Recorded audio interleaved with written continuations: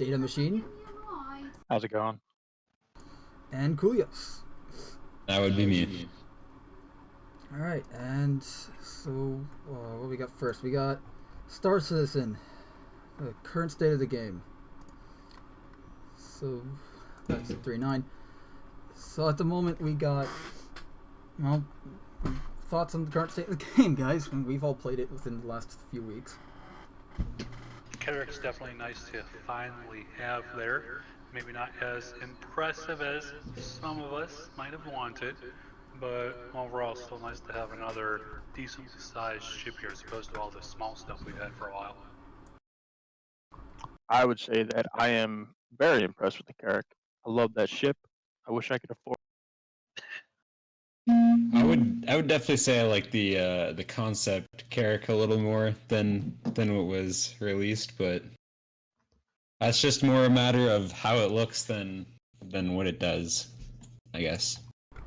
Yeah, I've been really liking the Carrick, mainly just because it's nice to have another ship that has like a med bay that we can use, but also, and I'm also kind of in love with that med bay, but I mean, it just looks so nice. Although I will note with it's so nice. Okay. And for those of you who want some visual representation, here, this is the medbay in emergency lighting, but it's still very nice. So, but yeah, it's a nice ship. It does feel like it got nerfed. Like those ball turrets should definitely have 4 guns, not just 2. Yeah, and I'm hoping they get all turrets the they need auto gimbal ability. This isn't so much a Carrick problem as it is a turret problem. They do need to fix turrets a bit, like sensitivity wise, because I'm literally like moving my mouse across my entire desk like 3 times to turn all the way left or all the way right. Yeah, on especially on the remote on turrets, because the remote turrets you cannot increase or decrease the sensitivity at all, which poses a problem, especially as I noticed when I was playing it when I was doing combat on someone else's character the other night. We were getting shot at, and the turret took damage, and its movement got heavily reduced, and just made it a pain to use. More so than usual. Yeah. That being said about the Carrick too, there were a lot of good suggestions on the official feedback post that CIG had made for that. So it's possible in the future they might go and have 1 or 2 people working on that, and we might get a slight rework, like maybe that rear belly turret would go, and that might become a remote turret, and then they might go and like repurpose that room back there, just because there's I mean the Carrick is laid out pretty decently, especially once you walk around it. You don't really get lost too much in it, but there's definitely a lot of wasted space in it too, especially compared to some of the ships we've seen before. So it might be nice to see some of that get repurposed. Like I said, so if that belly turret gets becomes a remote turret, that room back there could be set as small little science room, a little lab there. Could be more armory space, or even like one of my personal thoughts, maybe a little charging room for a exploration themed Titan suit to go and sit in there.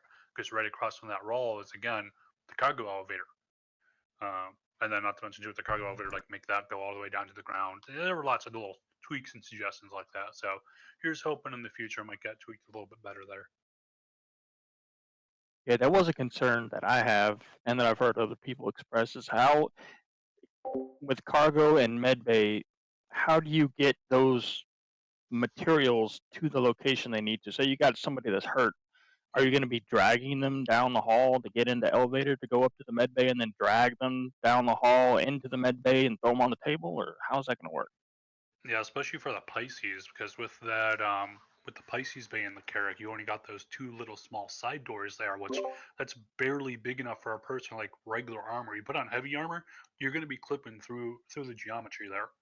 Yeah. It definitely would make more sense to just put a big old double door in like that back wall there, because right on the other side of that is the cargo elevator.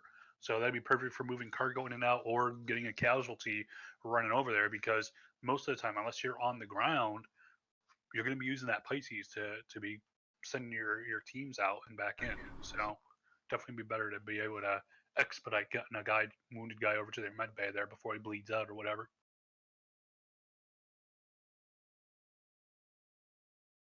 Yeah, it's nice, but it's still got a lot of problems, and they need to kick it out. It's like, also, for example, I haven't been down in like the subdeck area where the cargo pods are. Often. Like, I've been down there with you once, but that was really about it. Like, when we started like planning how many Titan suits can we fit in there. Like, is there like a terminal that for them to drop from inside the cargo pod, or right now, no. There is, for each pod, there is a little terminal to use that's on the upper catwalk level. And that's not, there's a separate set of terminals for the elevator to use, that little elevator to go up and down. But there's a standalone little terminal on the side of the catwalk. As of right now, this terminal does nothing. Now, that being said, even if that is one of the places you can go and drop the cargo pods from, I would assume that's not going to be the only place, just because that would mean that every time you drop a single pod, you're also losing one crew member, which might not be ideal. So I would assume that you would have maybe from like an engineering terminal or one of the co-pilot seats or something there on the bridge will probably have the option to like drop pod 1, pod 2, pod 3, whatever.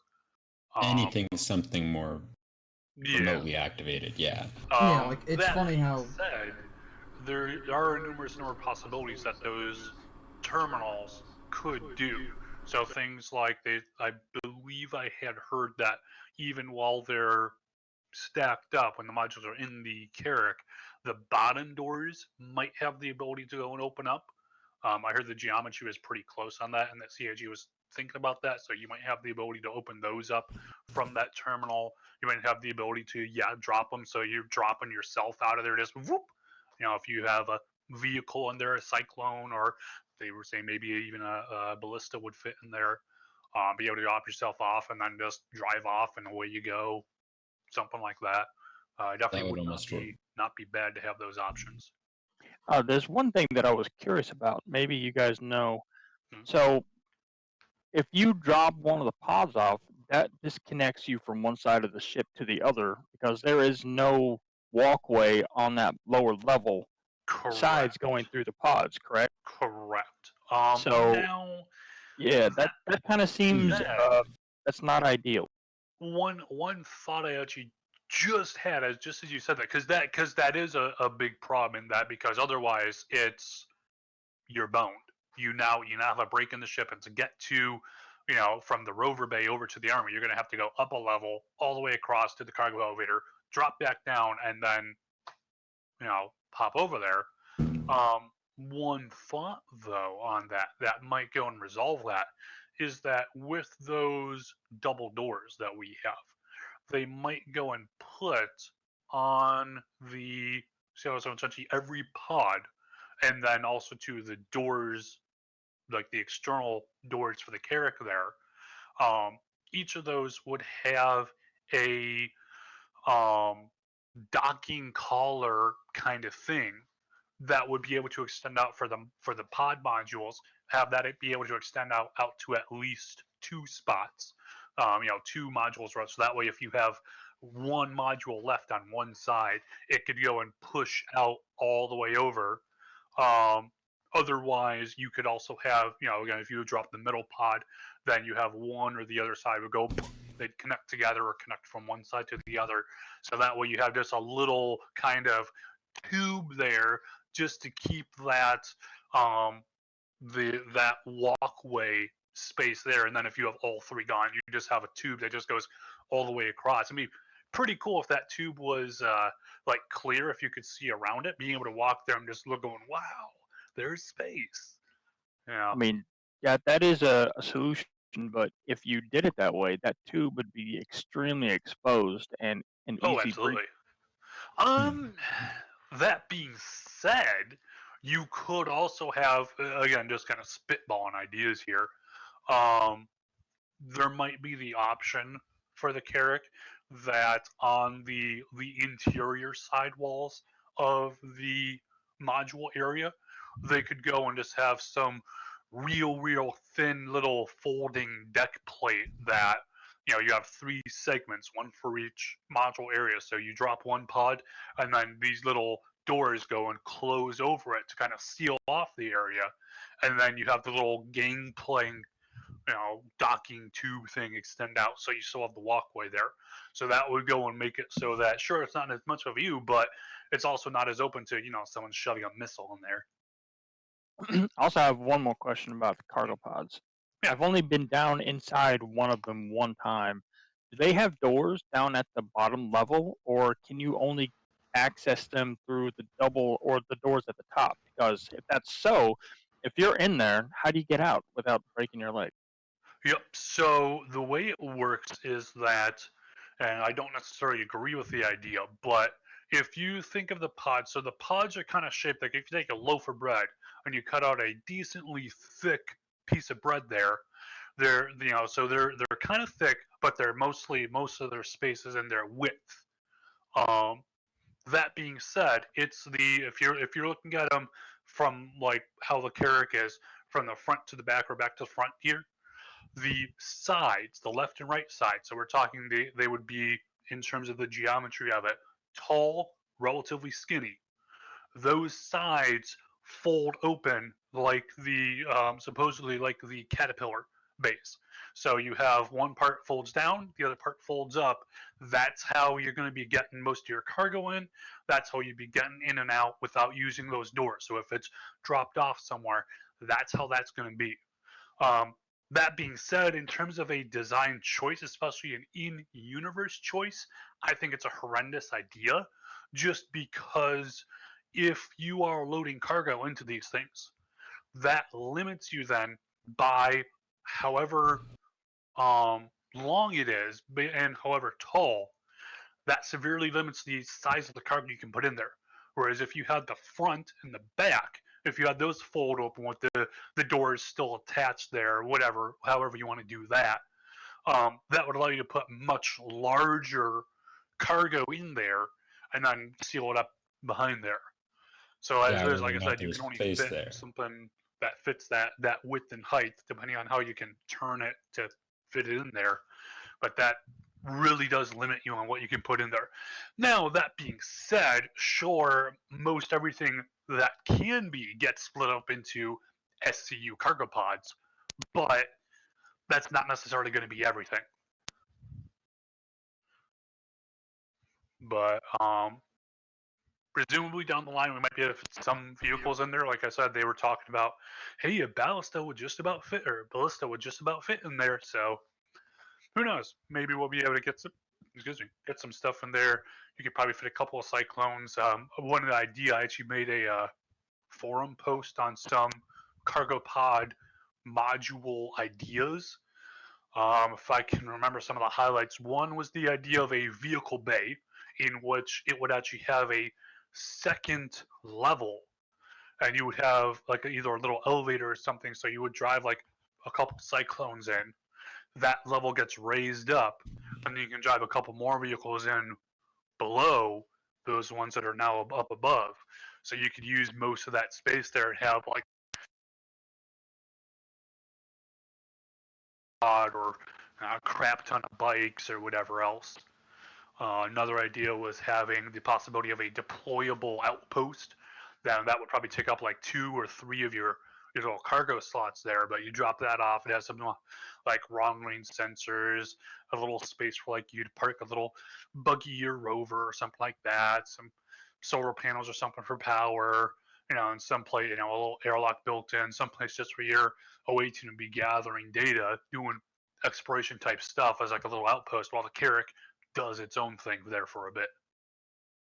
No, I'd be fully in Hmm. favor of them creating a module that's just one big cargo bay that can't drop. That'll take the space of all 3 of the droppable bays. So you'd be able to fit more cargo total. You just wouldn't be Yeah, able to drop that anything or that pick. actually was one of the ideas I had. Now, with all of my ideas, I still had them still like droppable. They still fit, but that was one idea I did have because one idea too, and I heard people spitballing this is that apparently, according to other people's math, apparently a Nova tank fits within the geometry of the cargo base, but obviously it's too long.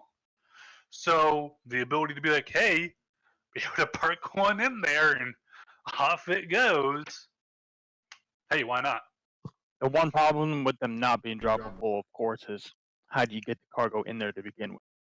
Yeah, that would pretty much make it impossible to get cargo in or out because otherwise there'd be no real point in doing it if you're hand loading everything through those tiny little elevators. So one question: with the landing gear down, could the cargo those things could like drop down to whatever level that the landing gear are at, and that would be enough room to say have a sliding door at the top that could come up and for you to walk in. If you were to go and just drop them from where they are on the bottom, um, drop them down, I don't think they would clear. So if you're landed on a landing pad, you drop them all Well, down. I'm not talking about clear. I'm saying like if they couldn't you couldn't just drop it and fly off somewhere. But when you land, I'm also assuming you're landing on a pad that's flat. Hmm. If you had a button or whatever that would drop them down to the level of the landing gear, then you could have a door on the module that would have enough space for an individual to walk in and out of, and possibly even vehicles. Yeah, if it almost worked as like an elevator. You're talking like Yeah, a personnel door or something on the right, pods themselves. correct. Um, Well, that not would on the not be. pods. In this instance, I'm talking about having just one massive cargo area space that Oh, is not oh, separated. oh, oh, oh, for onloading and offloading, right? Right, right. Okay. For that one, that would still be limiting what you could put in there. So, like a ballista would not be able to drive into there, even if there is actual space in there for it, because of how far down those sidewalls go. That being said, that's not a bad idea, but that's already kind of sort of done based on just the bottom half um, of them would open up, and so then you would essentially have around half or so the height to go and drive vehicles in, walk in, whatever. People would definitely fit. Vehicles depends on how tall they are. Like an Ursa, even if you got that landing gear up, down rather. I don't know that an Ursa would be able to even drive in there or a Cyclone. Well, Bikes would I'm definitely looking at a fit. picture right now. So one, if you take the size of your standard dude in Star Citizen, and they're all Hmm. standard, they will fit. I mean, if you're standing next to the landing gear, you have plenty of space from your head, and I mean, you can even walk on the cargo pods. So Yeah. the cargo pods will drop down as far as a person is standing, which means that there would be room for a Cyclone. I believe there would be room for an Ursa because there's enough space already for probably a Cyclone to drive in if you had something that could be at the same height if they didn't drop down. What about though a Cyclone with like the AA turret on the back or an Ursa with its turret up? Because Or you got the to have Cyclone enough room for TR. all configurations. Well, if you look at the picture on stream right now, Yeah, I'm looking at it. so there's room right now for one individual to be able to pass through there if there was a door. If those pods could drop all the way down to the surface, then you're doubling that space, which I mean, I mean, it'd it be would still plenty probably be high a for better idea if you're loading vehicles and stuff on there to go and have the Carrack pull up to have the full door open up there. yeah. I wouldn't be opposed to having them go and offset those side doors so the bottom one is able to open. Maybe even when it's docked, to be able to have it still go and just pop Well, whatever is able to out. I'm talking like a completely different module from what's there. So Well, yeah, you're talking the a design would be singular based large on one, but like I said, if this is made for vehicles, then you might as well have the Carrack just fucking take off and you know do something while other than just sit there crouching on top of it. Because I mean, sure, it would be kind of cool to be able to have it just go drop down while it's landed, vehicles drive out, and then it gets sucked back up and away the carrot goes with the cargo module still attached. As is, I mean, if I'm going to be carrying a bunch of vehicles like that, I'm going to be fine just dropping the pod off. I mean, if you're going to carry a bunch of vehicles, if nothing else, at that point too, I can be using the turrets to provide covering fire while my guys actually get out of there, instead of just kind of sitting in one place. And as the vehicles drive off, they're kind of leaving the protection area of my carrack because I'm sitting on the ground here. So which means that belly turret completely ineffective. Top turret can't see much. Really, the side turret's going to be the only thing protecting it. Whereas if I'm in the air, I have a bit more coverage to protect them from all sides. yeah, but I mean, you got to consider the role of the carrack anyway, right? It's more like an exploration ship where you get on it, you've got all the supplies and equipment you need, and you go out and explore for, I don't know, say a week to a couple weeks, and then you come back. It's not meant to be a military ship, and it's not meant to be a full vehicle transport either. So, what I'm thinking is that you just have one big, massive cargo bay, and you can pack a whole bunch more stuff in there, so you can Absolutely. stay out longer. They actually found too with the cargo bays that per module, 36 SCU gets wasted because of the geometry of those railings. Because they angle the railings, they go out and then back in like a triangle. And instead, if they had just like up and down railings, so they don't jut out and then back, you could fit an extra 36 SCU per module. Right, and if it was just one big module, then you're eliminating you'd probably get 2 another doors, 4 walls. You'd probably get another like 100 to 200 SCU, depending. Because with those walls, that's probably taken up another. I mean, floor to ceiling, that's probably what 30, 40 SCU per. Yeah, and then so no more than probably 100 SCU that you get extra. But I mean, still, that's another 100 SCU. That's nothing to fucking sneeze at. I mean, that's about as much as the Connie holds entirely. That being said, too, watching the pictures on there, it's pretty sad that they made it so for the skins that, oh hey, we charged you $20 for that Pisces. Well, hey, it's $5 if you want the skin for the Carrack, but if you want that Pisces skin that you already bought, pay us another $20. And I was like, wait a minute, you can't just check my account already, or make something that's, hey, if you already bought the Pisces one, pay your $5. Here you go. Like really? Of course you could have done that, and they didn't. That's somewhat irksome.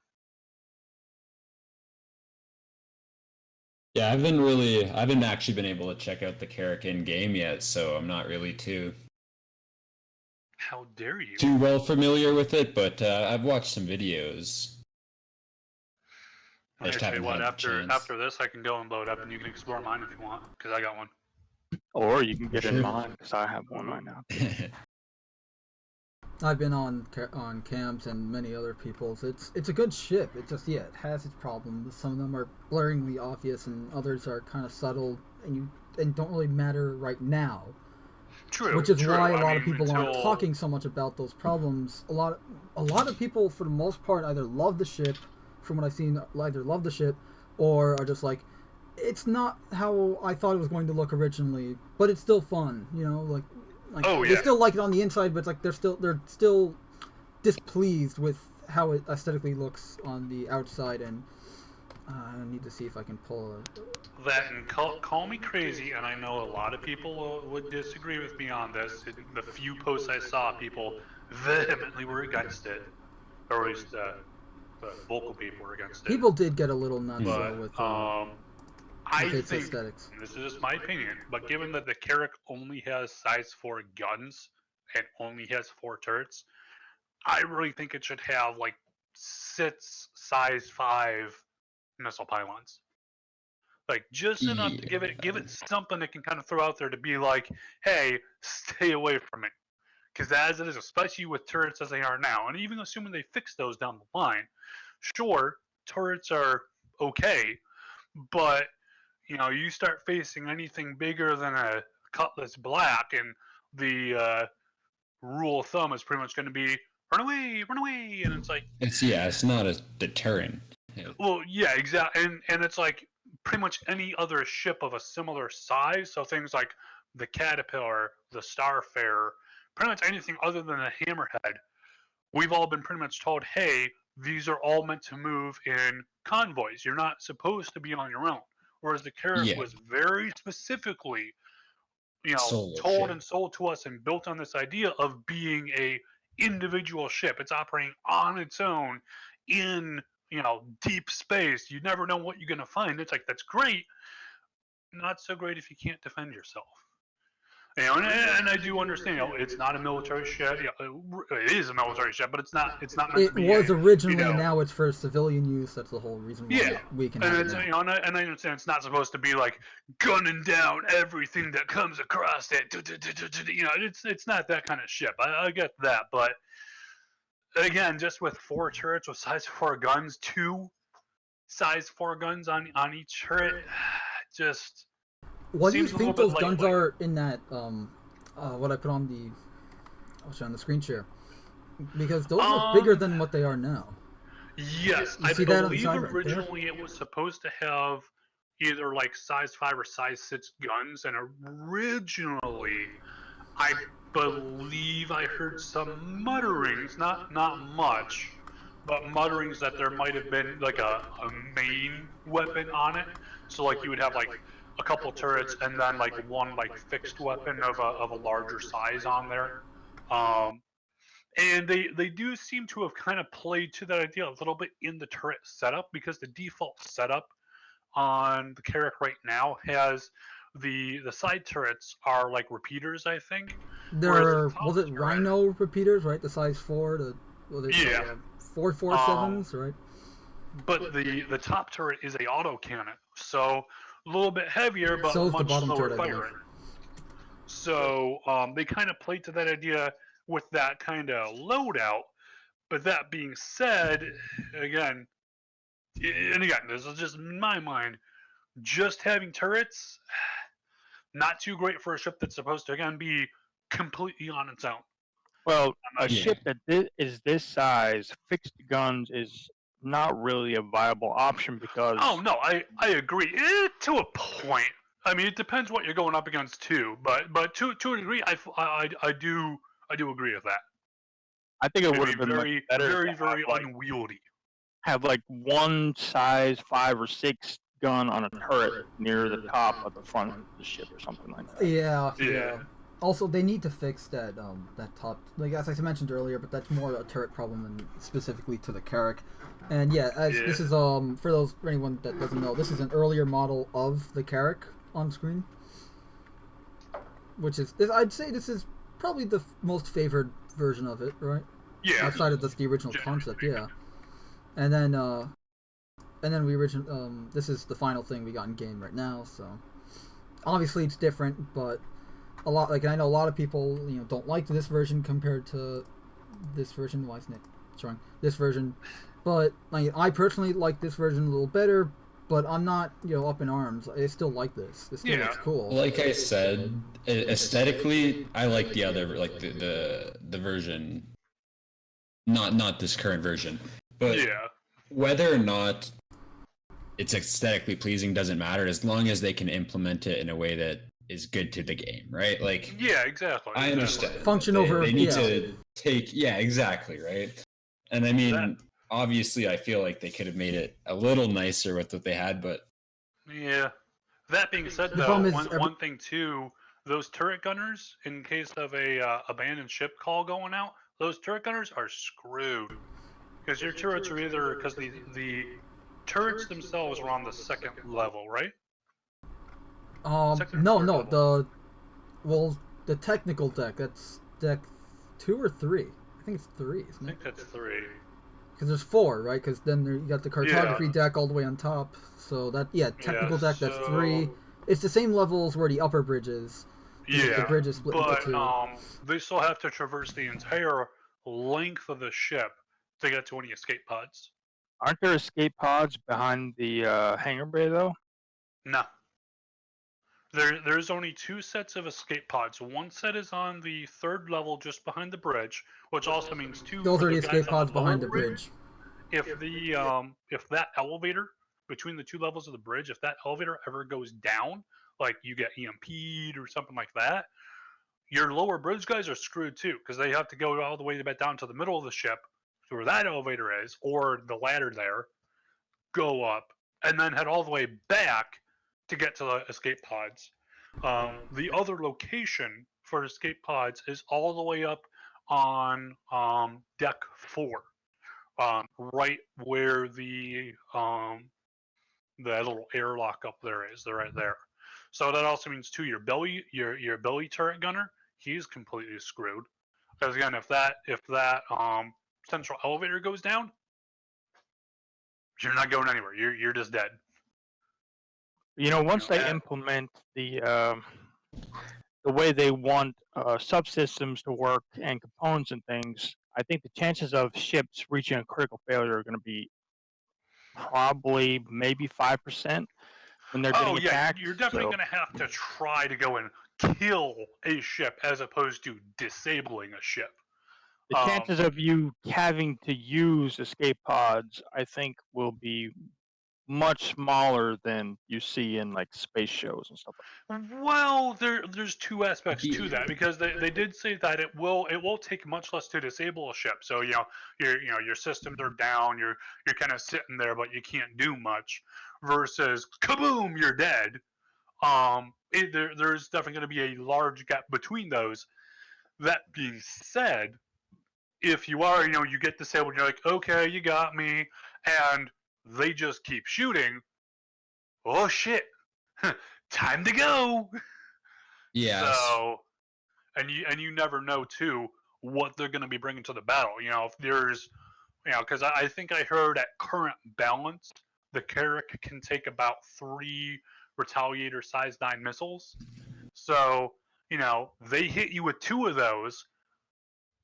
So if they have 1 Retaliator, you get hit with 1, then it's time to go, because by the time you get to those escape pods, you're going to have another missile hit you, and if you wait at all, that 3rd missile is going to hit you and you're dead. Now, obviously that'll change the balance too, but I don't see that changing too much more. Well, it'll definitely be an aspect when interdiction gameplay comes in, because if you're playing solo and you get interdicted in a Carrack, that can kind of that aspect of the solo in a character. Yeah, you should not be solo. Now, not solo, but like it's the only ship, I guess, is what I mean, right? Oh, like without an escort. Yeah, without an escort or anything, not solo, but. I get you're saying if you aren't flying with escort, like you might have a crewed Carrack, but you aren't flying with escorts. Okay, yeah. But yeah, and that's one of my worries, is that the ship is kind of built along the same lines as every other ship, which every other ship is kind of geared to running with an escort, whereas the Carrack, so they say, should not need to. As it is, I'm not seeing much in terms of fuel efficiency or much else to support it being able to stand alone there. Deterrent, yeah. So, I mean, obviously that's all subject to change, but here's hoping down the line that'll get balanced out a bit better. Yeah, and I definitely think it'll be more interesting to see how they balance it too, with when different gameplay aspects come in. Because it'll definitely change radically. You can't really balance for distance. No, I mean when the gameplay comes in. Yeah. Yeah, how they add to it, so it's like in the better future, scanners, and because I mean half the freaking modules that it has module slots for, half of those are empty because those modules don't even exist yet. Yeah, right. And if you look at fuel and how far it can go, if you remember back when they first released quantum fuel, and you couldn't even make it to where was it? Hurston on Yeah. some ships without having to stop first, and they're just going to have to put it out there and get some data, and then they can. Oh yeah. Oh yeah. Well, that's why that's one of the big reasons why we're getting Theaters of War for Star Marine sometime soon, like because they were doing that for combat testing in a more controlled environment. And this way, whatever like, oh okay, what was the example that Sean Tracy used at CitizenCon, like the There Ursa was Rover like how long oh, did it the take Ursa a Valkyrie to Rover kill an was Ursa? taking How long was did it like take an Ursa to kill a Mustang? You might never find these out for months in the PU, versus in Star Marine, you'll have that data within a day. exactly. So it's a way of getting more data faster, so that they can balance and do all sorts of things for the PU, for the main game, a lot faster and a lot more efficiently than right now. Because if we were to try doing that kind of Theaters of War testing they want right now, we the best way I can think of is we were thinking of that doing that capture the flag thing. But it would take so freaking long. Now, I mean, we're limiting like, ourselves because we know if we die, less, we have to respawn all the way there and then come back, and then it's like a whole setup. Whereas here, it's just go in, die, respawn, go like a regular game, so they can get data faster. Yeah, and you'll definitely see stuff evolve more quickly. What ships are used, what ships are used where. Yeah, and how. he said the Valkyrie wouldn't be in initially, but they were going to put it in. Something tells me that they're probably going to cycle through different ships. Then maybe eventually they'll have like a ship mode where there's all the ships eventually later down the line. But this way they can cycle out ships in and out and like test with different ships. This way they can balance the combat. Maybe this ship should have tougher armor and stuff like that. So. It'd be cool if down the line they made a mode for Theaters of War that was like a create your own, where you could be like, hey, normally an Ursa spawns here, let's put a Nova in. Hey, normally, so being able to edit like what spawns where, how long the game modes last, so that way not only we but also they could go and test pretty much whatever. Yeah, however you want like a Halo Forge type thing. That would definitely help them and to be super fun because just like look how much fun Forge is. Also, we didn't get into persistence yet, but we finally got some level of persistence in the game. What is that noise? Yeah, that's bad. So we finally got some level of persistence in the game, because I don't know about you guys, but with the exception of my armor, undersuit, and a few weapons, everything I did, all of my credits, all of my ammo, all of my weapons, with the exception of like 2 missile launchers and my knife, all of it transferred from the last patch into this new patch. I never noticed that before, but I got all the credits that I earned from 3-1. Which see, I had mine reset to it was a base 5,000. Huh. I had like most of my credits. inventory got wiped. I think I kept like 1 armor set and a handful of weapons, and then I had like 3 AUEC, and I was like, eee. Yeah, because I had like 100, like I think it's like 125,000 plus credits, and I kept all of it. The only thing I was missing, I was missing my knife, and I was missing, I think I was missing 3 of my missile launchers, because I remember buying 5 in the last patch because I don't believe I got mining my runs and making like 200k and all that. So that's funny and terrible at the same time, because anyone who thought that a full wipe was going to come and they spend all their credits and they come into 3-2 with nothing. Yeah, there was. I know a lot of people that were doing like every time a new patch is about to end, they're like giving away money literally in the game. It's now you don't want to do that. Like I'm excited for this because persistence means if our progress carries over from patch to patch. Like I remember hearing someone say that in-game bought ships will also carry over. Maybe not now, but like say 3.9 or 4.0. Yeah, they have the intention of making that happen. Yeah, so that means that you can keep the it's essentially a slow road to actually getting to the full games in terms of mechanics. Like, crap, we're actually a real game now. We have persistence. Everything we do is saved. It's staying. It's always there. It matters now, right? It's not. Yeah. It's not just, oh, you know, it's 2 more months before the next patch. Why bother playing? It's about to get wiped. You know, now it's like, okay, cool. I can keep playing, keep getting more stuff. Like, I still have, what was it? I had like 100 and, I think it was 122 SMGs that I looted from different missions. Before the in 381, and now in 382, I still had all those. So now I'm up to like 100 and something. Noise.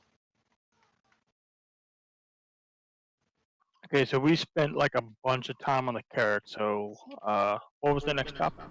Hold on, here. Yeah, this is how many I have right now. 193. Yeah, so we spent a lot of time on the Carrack. Let's move forward. So Carrack, look, let's just do brief over locations. So we got Microtech, and pretty much every other planet got, I guess, updated with Planet Tech V4. So now they look hell of a lot better. Which is, you know, like, they looked great to begin with, but now they just look so much better. Here's one of ArcCorp's moons, Walla. And I'm pretty sure I have a bunch more. That being said, can't wait for the weather effect, so you can actually be in a real snowstorm or sandstorm or whatever that to see as like a really nice like lightning storm or something. Because I'm just imagine being struck by lightning in your ship. You know, it doesn't do any damage, but just being hit by lightning in your ship while you're just flying through the storm clouds, rain everywhere. Mm-hmm. Yeah, but just think about getting struck by lightning in a ship, and it does do damage. Well, I would hope that most ships would make it so that lightning strikes, you know, precipitation would not be a worry. You know, even something like the Pisces and Aurora up to, you know, Carrack or whatever. I am perfectly fine with them having a massive lightning storm, and if you're adventurous, I'm going to use that word, enough to fly into it, you have the chance of receiving a critical lightning strike. That to me is just fun. It would depend. It would depend on the planet. If Make it's it like a rare occurrence. If it's an Earth level lightning storm, no. But if you have some planet that like, No, hey, this planet I'm has talking crazy like sci-fi. This is a big. Let me ugly stop you lightning both right there. Lots of lightning. You should So, like, probably not The go coil. in. Yeah, there you go. The coil. They said that. I think they said during the vertical slice in Squadron 42 that the You could coil, get which damaged, is yeah. the remnants of Odin 1 in the Odin star system, that essentially, you know, there's like all these bolts of electricity flying around between the rocks, and if they hit you, like in, like, say if you're in a Gladius, you get hit, you're probably gonna blow up. Or at least, like, maybe not blow up, but I would be fine with you taking critically some damaged. Yeah. Yeah. Like, Yeah. the point is, you're not just gonna shrug it off like it's nothing. Yeah, and it's like larger ships should obviously be able to take more strikes because they would have better like shielding on them. I think they showed a Bengal carrier actually getting hit by, I don't know if it was like a massive bolt or just a small bolt, but I think they showed it getting hit by something, and it just, nah, we're fine. Because it's a giant ship. Kind of marred the paint up a little bit, and it's like, damn, some fucking little private's gonna have to scoot out there sometime with little spray paint cannons. Yeah. Like, damn it, I just got this thing launched. Anyway. What do we got next? So, yeah, that was location. We have a static weather right now, but the next patch is pretty much where we're getting, we're getting weapons. Like we're version getting 1. Hot and cold. not seasons. weather. We're getting the player status system, so weather will actually affect us. I don't know if it'll affect us like I thought hot and colds. I think it's just here. Let me. No, I'm pretty sure Todd Pappy said that there are some planets where if you're not wearing protective gear, you will. No, they did say that, but I don't know if that's in the next patch. It's, Here, I'm this wondering is if it's gonna be the leather locomotion. like where we're gonna have to like see the guys like. I think that's just like a model. That's why it's all whited out. Yeah. But it could be that maybe even we're gonna get like the textures. Like if we're in the snow for too long, we're actually it's gonna show on our armor and. Yeah. Also, Well, the fact that we're going to be that. moving slower in the storm and stuff like that is just a vast improvement. What else are we getting? We got ships. We got the Prowler, which it's an alien stealth. Oh, it's a reverse engineered alien stealth dropship. I kind of hope they work on the lighting with most of the planet stuff they have right now, because some of the snow and the weather, the lighting is kind of a little lackluster when it comes to it. But it depends, because I've noticed on most of the planets like Hurston, if you're like when it's not exactly nighttime, but kind of like in the evening. Dusk. Yeah, it's like it looks really weird. It looks like the sun's flickering out, as opposed to just like dust. But I think that's because of the static weather effects that they have in place, and not the dynamic weather system. Because I do think they want it to actually affect, or it would be cool, in my opinion, if they actually had the weather affect the terrain. If you're on like a planet, like a sandy planet or a snowy planet, like the snow would actually, like the floor would get a little bit rearranged, or even if it didn't, just visually while the storm's occurring, you see like the dust, or the snow from the ground rising up and being blown all over. That effect could be happening because they're only playing the particle effects within a certain area around you. Because if they played them everywhere, your graphics card would cry and then die. Not to divert off of this too much, but one thing too I did notice recently on the 4.1 map is the space station cargo deck. And I'll read off what it's saying here, but cargo decks are facilities within rest stops where players can handle all their cargo needs, from dropping off and picking up to storing, renting space, buying new cargo equipment, and taking on cargo related missions. So to me, that's sounding like just in this. Now, obviously, we don't know if it's just going to be the location or if we're going to have some new gameplay attached to that. But that sounds like at least it's planned for some kind of a cargo V2 kind of thing going on here with some new elements here. Because like I think it has to do with like adding elements to existing stations. Yeah, well, that's what this card is. But the implication from that little text blurb, like storing cargo. So it sounds like we're then going to be able to take cargo. So if you buy some cargo, you're like, hey, I can't sell this anywhere. There's nowhere that's giving me a good price for it. Well, here I'll go and store it on the station here. Wait for a bit, and then hey, now there's some better prices. Now go and load it onto a ship and sell it. So it's giving us someplace off of a ship itself to be able to go and store that cargo. Yeah, I'm also interested in what buying new cargo equipment entails. Like that too, because that could be anything from like hover lift to be able to go and hold a couple SCU worth and walk around with it. Yeah, because I would be very interested in seeing if they're going to try and make the transition now from I bought it at this terminal, I bought this cargo, it's just in my ship, right? Yeah. To physicalize. Well, they've always, I've heard Christopher say before, he wants it to be physicalized. So it's either you have to wait while the station moves it over and you don't get to see it, or potentially you have to go over there and get it and move it yourself. Yeah, and that'd be pretty darn cool to see. Because also too, if you're at a station like if you're at Port Olisar or something, you're probably going to be pretty secure walking down the halls with your cargo. But if you're over at say Grim Hex, hey, who knows if you're moving that cargo over there? Some guy might be like, hey, that's some nice metal there. How about you give me a box or two of that right now? Moving it out on like, oh boy.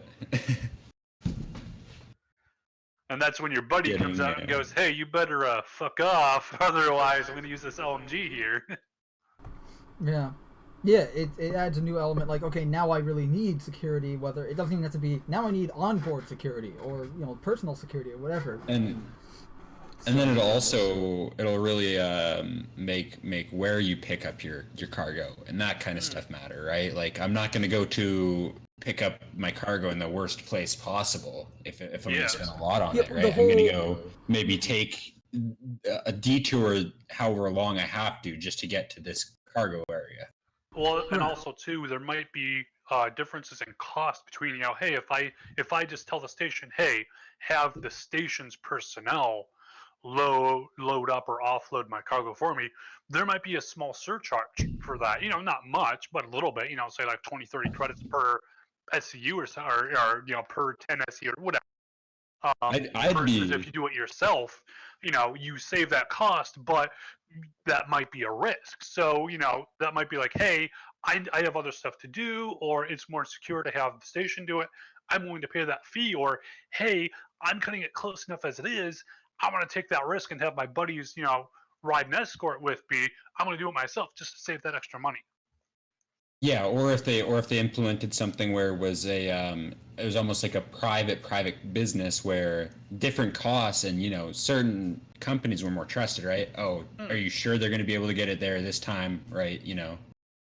Or How is have that it gonna? be a contract job where you put out a contract, say I've got 120 SCU of crates I need loaded, and somebody comes by with a vehicle and says, Well, hey, Exactly, and that'll yeah, really it help also it falls for under players with. yeah. And I was on going to top say of when that, players. oh, sorry, go on.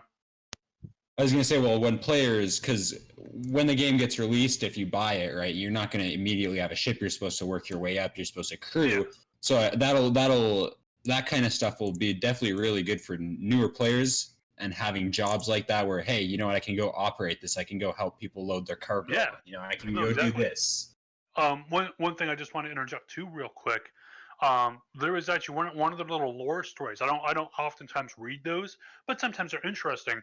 One of them I remember was a guy who he's making this one last haul. It's supposed, he's like barely making it with his finances, loads, and he's like, man, I have to get this delivered within like an hour, otherwise I'm screwed. I'm losing out on my payment. And as he lands, there's like a couple people approach him in the docking bay, and they're like, hey, we see you got some cargo there. We can go and offload that for you for this much profit off of it. And he was like, you know what? Okay, yeah, sure, I'll take you up on that because I'm crunched for time.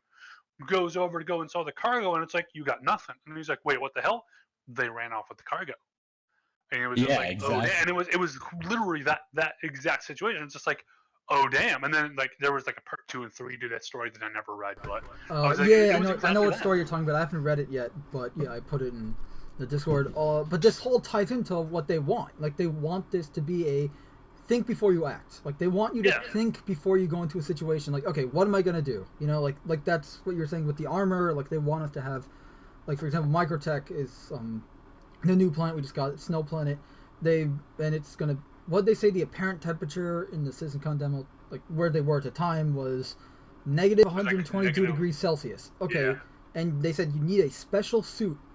Like there's probably gonna be multiple versions, but at the moment we only have one that we know of, the Caldera suit, and we don't have it in the game technically yet. 2 versions, different colors and stuff. But Yeah, but I mean, there's probably gonna be like other, like, okay, this other manufacturer makes like a similar type of suit that you can wear. But yeah, my point is, you'll need special suits of armor for different environments. Like the planet that's gonna, or the moon that's gonna have the prisons for 3-9, Aberdeen.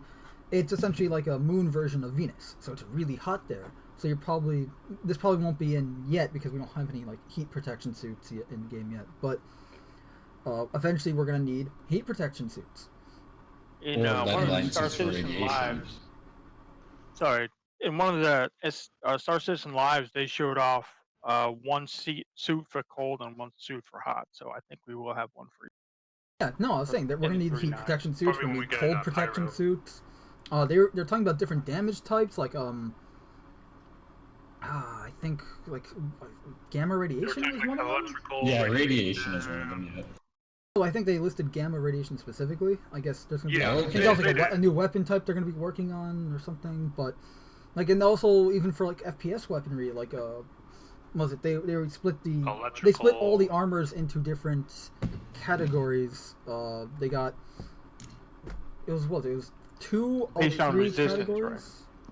And they were saying like each armor is going to be, like, okay, you had fighter, and then fighter specialist, and then you had there was combat, like and then one, combat specialist, I think it was called. Geared toward combat, another type geared more toward, and then you had like utilitarian specialist and stuff like that. And yeah, and each one's geared to different things, and they say, like, well, the combat ones may be more resistant to ballistic fire compared to like the specialist ones may be more resistant to energy fire, but then you'll have armors within that same category, like this one's more resistant to ballistic fire than that one, but that one's more, like essentially Yeah. each armor is going to be unique and have its own unique properties compared to right now, where it's just there's medium, light, and heavy. That's it. Yup. Yeah.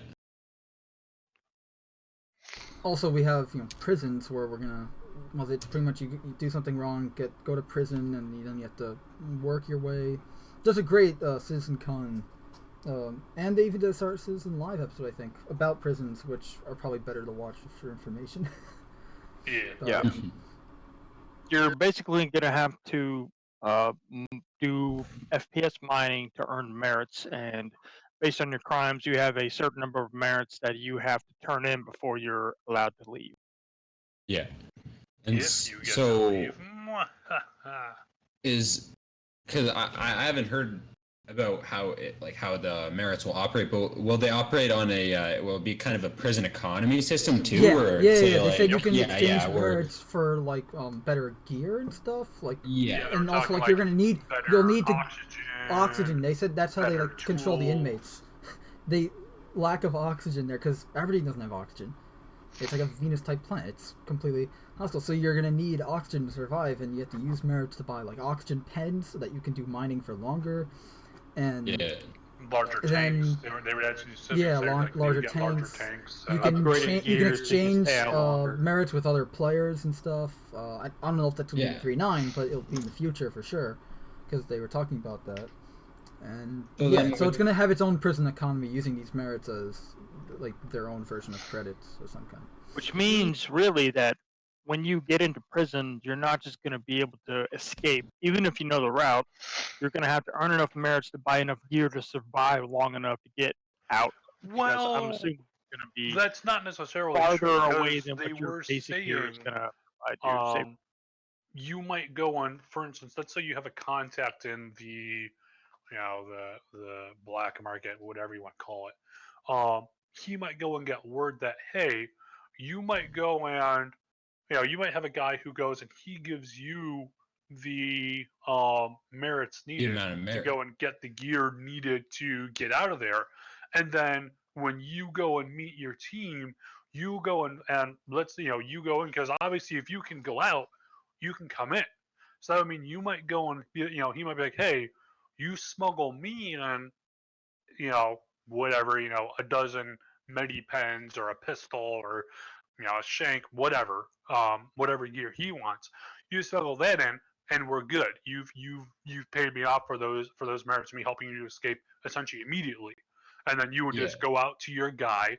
He would go and give you the stuff. You go back to the one guy, and then you go and make your escape, and off you go. You could have stuff like that to where you're exchanging outside goods for merits on the inside, something like that. You could, but if you have that system in the game, then you run into other problems where now you have weapons coming into the prison system, and you're going to have prisoners killing each other in prison. So what's the punishment for that? Well, you're Well, they already already want going shanks to and you're already stuff, going to yeah. have that. There's already planned to be Like commoners. shivs They've and- already showed shanks and stuff like that. That being said, there's going to be a lot of automated weapons in there that you would have to try pretty darn hard to do a frontal assault kind of thing for that. Well- That being said, it won't be that hard to do, just like if you just want to kill one or two NPCs or players in there. Because I mean, right now, just looking at the melee combat, I sneak up behind someone, I hit the combo button, and snap your neck. And then even if that doesn't kill you, I just pummel you while you're down, while you're unconscious until you're dead. I mean, it doesn't take much to kill someone. Getting a pistol or No. something won't really improve your time to kill all of that much, and that's going to draw a lot of attention. Yeah, and I was gonna say, and the question is how well you can keep it concealed. Anyways, if guards have the ability to check stuff like inventory, or you Well, have to remember We that don't it's know just though not. when we're going to get guards, Yeah. just because this first prison is fully Fully automated. So that means Yeah, automated it's fully turrets, automated. Yeah, systems. yeah. Down the line, absolutely. So- and, you fire off a pistol, hey, all the guards come running because they freaking heard the shot. So Well, and like I said, it's whether or not like you said, future prison, but whether or not how well you can you hide it? How well can you conceal that from a guard? Hopefully Or- they've designed They're these the prisons. prison shivs for Star Citizen. Their med pens Yeah. get used and now turned Yeah, into hopefully they have scanner areas coming in and out of the prison. Yeah, People Yeah, that would stuff like make that. sense. Well, I Out of the imagine main you'll have that. entrances, the main entrance and exits for the mines and stuff, there'd be a scanner like, hey, if you go and blip red, it's like, you better freeze and wait for some kind of automated security or a guard to come over and like pat you down, otherwise you get shot. Sure, and I would fully agree. And then maybe there's a way around that, but you have to have a compatriot hacking the scanner while you go through. You can't just do it on your own. So it's Or like the option should be there, but it should be difficult. or maybe there isn't an option to have it into the area where you sell your merits or stuff for merits, but out in the mine, you can stash all your weapons out there somewhere, so you can Yeah, go hunt and that could be them too. on their way. Also, be interesting to see if there's like how loans play into that almost. Loaning merits, that kind of stuff. Yeah. Well, we'll see. I mean, we got it. 3.9 should be dropping sometime in March. So we've got about 2 weeks, 3 weeks to see. Yeah, we should be seeing it in PTU. I would expect in a week to week and a half, something like that. Is it being tested in Ifukati already, or not yet?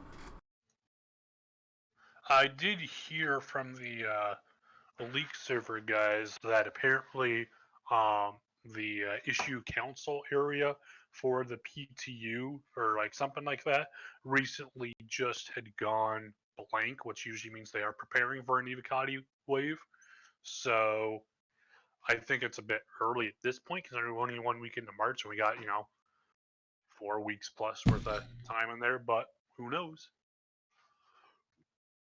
I mean, if they're going to release it before March is over, that leaves them 1 week of Evocati or a week and a half of Evocati and then 2 weeks of PTU. It's not a long time to find all the issues and fix them. And I'm assuming they've already had their go no go meeting. So what they have in there right now is what we're going to see. I seriously doubt they'd be adding any more features at this point. You never know if something's real close to being finished. They might be trying to get just that last little bit in there. That being said, do we want to go and start moving off of Star Citizen talk at all? Yeah, let's just move forward, I guess. And I wrote down let's cover Matrix Moons, but I mean, Matrix gonna have their moons in 3.9. There, covered it. Yeah. So let's go on to just our regular, monthly gaming roundup. Of all the gaming news that happened in February. I guess let's start out with what happened at the beginning of February. We got Warcraft 3 Reforged. Now I've never played Warcraft. I've barely played really any Blizzard games really, but I've been following kind of the news about this. Pretty much they advertised one thing and delivered something else, and it was a lot worse. And they screwed up the old version of the game too. And also there's like a clause, like a read between the lines kind of clause, where if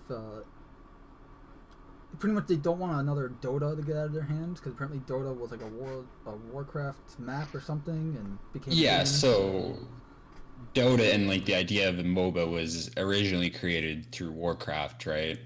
And so they put out a clause where anything that's created in game is their property. They have the right to use it. So if you created something, say like Dota now, it would essentially be theirs to use. Right, it couldn't be split off to become a multi-million-dollar game using a different engine or something. Yeah, and so I played a bit of Warcraft a while ago. Didn't really get too into it, but I've kept up with quite a bit of the Blizzard products, and recently they've been kind of been not doing too well. Well, that on top of all the other controversy that Blizzard has stirred up in the last 2 or 3 months. Yeah. But yeah, I played. I also got the beta for Warcraft 3 Reforged or whatever from BlizzCon, and I played it, and it was I don't know.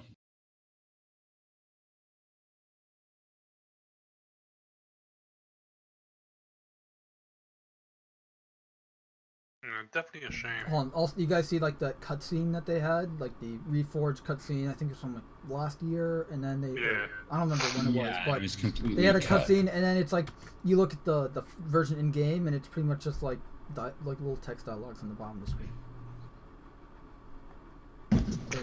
It's so I'm trying to find it right now, but I'm not. I think that's becoming a big problem with game companies promising one thing, releasing another thing, and saying it's kind of the same game, but it's This is the cutscene that they advertised, Yeah. and this is the cutscene they had in the full game. Not exactly the same. Yeah. I mean, this isn't anything new though. We've been seeing all this kind of crap Andromeda. from Andromeda, Bethesda's Fallout 76 is probably like the best example of a bad example. well, No Man's Sky. Look at No look Man's at Sky. what happened with that. At least they tried To their defense, they did get it Yeah, but they to that did point fix it. Yeah, now. I will give it. And they did not that. charge you extra. But Anthem's another good example. And speaking of Anthem, it's we got Anthem dues for the first time since it launched, really. So they want to make like an Anthem 2.0 or an Anthem Beyond or something like, or like Basically, like an overhaul of Anthem, and then they're probably gonna resell it to you as a new game. Of course. Yeah. Can I get that Because- extra money? because- Oh, they'll definitely sell it to you. You're not getting it for free. Yeah, it's such a. So I know we were talking about this a little earlier, but before the stream, but I have played Anthem. I don't own the game, but I played on Super Bowl Sunday of last year, right, like a month before the game released. They had this free demo that was like a timed demo. Like I think it ended at like a certain point of time in the day, and I was able to play it. I played it for 5 to 6 hours straight, and I got bored. Toward like the last hour, it was just me boredom, kind of like trying to find something fun to do in the game, and then just giving up and playing Halo 3 instead. But essentially, the only fun part was the flying. The flight mechanic was great, but like one of the biggest problems I remember is because one of the essentially, by the way, that demo was the full game, but lacking a lot of the loot, customization options, and the monetization. So pretty much it was just the full game because. Yeah. Instead of 5 missions, it had 3 missions. That was really it. So, it was pretty much a full game, and one of the problems I had was I was doing that spider boss mission that they showed off a few times in trailers. You know, like that giant spider coming out of like a tube, and then you fight it. Yeah. So, I was doing this, and I was doing, and obviously it's like a Destiny type game, so you're playing with other people, and we were waiting for 20 to 30 minutes for that spider to come out of that freaking hole. And like literally, like I'm running, we're literally like we got so bored, like some of us were just racing each other around the circle of the little arena. Like we're looking around, like what did we do? Because we had an objective to destroy all the eggs in the room before, and then that would cause the spider to come out, and we did. All the eggs were destroyed, and then we're just sitting, like pretty much sitting there waiting 30 minutes for the freaking thing to come down. Like people left and joined in the time that we were waiting. I'm not joking. People have like left that server match, whatever, and new people came in, and I think we cycled through a total of 7 people. Only 2 of us were the same people that we started with. And if like when we finally came down, yeah, it was fun, but it was not. First of all, it was not that long of a boss fight. Like I've had longer boss fights in Doom 2016. And Doom 2016's boss fights are very traditional, old school bosses. Yeah. Which isn't a bad thing. It's just, you know, like they're nothing to like write home about really. That being said, like, you know, the Cyber Demon fight, for instance, that one took me longer than the spider boss fight. Granted, yes, I was playing with other players, but still, it was like, oh, we just shoot the weak spots that are kind of like jiggling in the back. Okay, like that's it. Like it was not that difficult. And now we know what happened thanks to the Jason Schreier expose with, like and all the devs coming out like that they were like having anxiety attacks and all sorts of stuff like that because, we had it was in development since what was it like 8 years, and they only actually started the game until like 18 months before the game released. That 2017 trailer was complete bullcrap. That was like the first time the devs saw the game, let alone us. And it's pretty much, it was a big eye opener for a lot of people. Yeah, I think it's kind of sad with, and I mean EA more so longer than any other game company, but these game companies that were big, they put out games that are recognizable. Blizzard, Bethesda, as we have here, just kind of falling behind to smaller game companies working on stuff like Escape from Tarkov, Star Citizen, games like that, where it's that sole focus, and they're not putting out these games anymore, and it's very unfortunate. I think to a point that a lot of this stuff, when you look at a lot of game companies that even they used to even put out decent stuff. So we got Bethesda, EA, Ubisoft, and I think a lot of the problem comes that the direction the companies are going in now, the people directing the shots are no longer gamers, but they're businessmen. They don't care about the product. I keep hearing this a lot. Yeah. I keep hearing this a lot lately. Kinda... Is that a lot of the, like, for example, BioWare recently, like a lot of the guys that, I mean, not recently, but like a lot of the people that the guys that created BioWare, all these guys that made these companies are gone. So now they're just corporate owned things that, like, it's like we'll get into that later, like Star Trek and stuff like that. But it's all these franchises that we love that are just now owned by corporations like Disney. The big mouth now owns everything and. And stuff like that. Like I'm looking at something I wrote down here in my notes here. Like Bethesda's pathetic monetization. Unfortunately, I can't remember why I wrote that, but honestly, that kind of goes with anything first. Bethesda at this point. But I'm remembering there was so much. Fallout first. $120 yearly subscription to and that's not even the worst of it. Little in-game rewards and private servers, which, if I remember right, were advertised free. Well, they were advertised free. There can be because of how Fallout 76's system is set up, because it's mostly server based. You cannot have locally hosted servers, at least not unless they give us tools for that, which they don't seem to be inclined to. We're a year and a half out from launch, and they still have not shown any modding tools whatsoever, which, again, you would have to either have a private server or have the ability to host your own, and again, that was a basic feature they said they would provide, which now appears like it might be under a paywall if they ever give it to us. But it also turns out, from what I remember hearing when they did release these private servers, they're not actually private. What I believe I heard when it first, and they might have fixed this, but when they initially were out there, people were like, wait a minute, something seems off. It turns out at that time that those servers were the main servers, just they could and they were also pre-looted too. Well, it wasn't that they were pre-looted, it's that other people were still on these so-called private servers. It's just they were invisible and tangible to each other. Okay. So you might it was a whole mess. I mean, that's why we all had a good laugh at that image we got in the Discord server, the the money first. Yes. And then it's the Volt Tech boy giving you the finger. But here I put on the screen Yang, he does like gaming news. He did a really good. He's been covering some of a lot of the Fallout 76 stuff. There's another guy covering it on Juicehead. He does like all Fallout news as well. But this was about a hack during the holidays, so it's not so much February. But we finally got an update from Bethesda in February about a hack. I think we talked about it once, that the hack where you can essentially loot someone's inventory from 200 meters away, because the way the trading works, every player is essentially a chest. Yeah. So you can, and there was a hack that let you loot someone from 200 meters away. when Bethesda was banning people who And had people their can inventories loot the entire modified, inventory. so someone could go and throw a bunch of items on your inventory, and then, hey, how come you now have 200 of these rare items? And ban, and you're like, but I didn't do anything wrong, because It someone else was- decided to fuck around.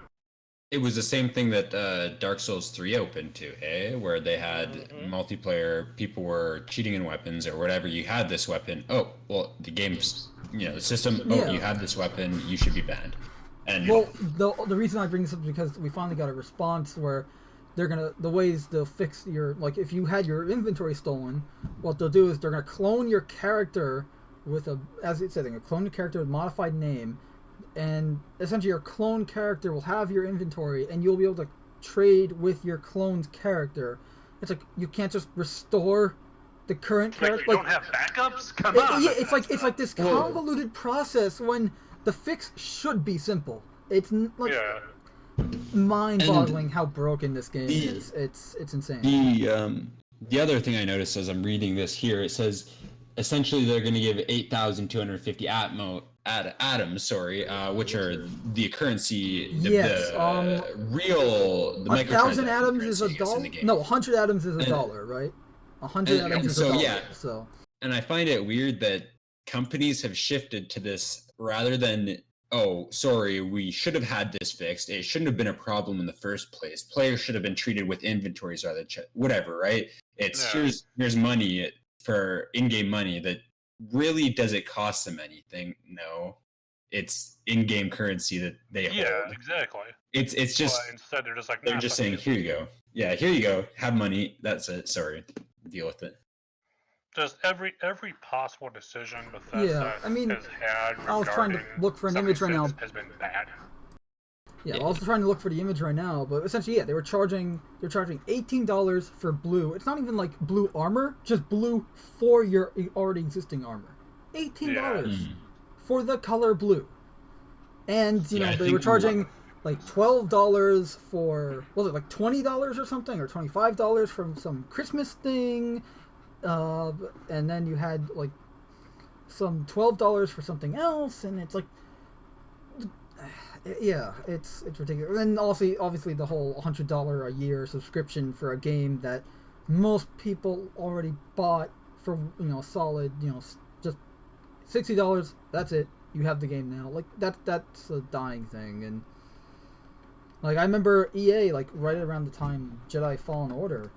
I guess we'll move on to EA anyways. But EA made an announcement that and I'm quoting them here, we're going to double down on microtransactions, I think it was. I had to find it.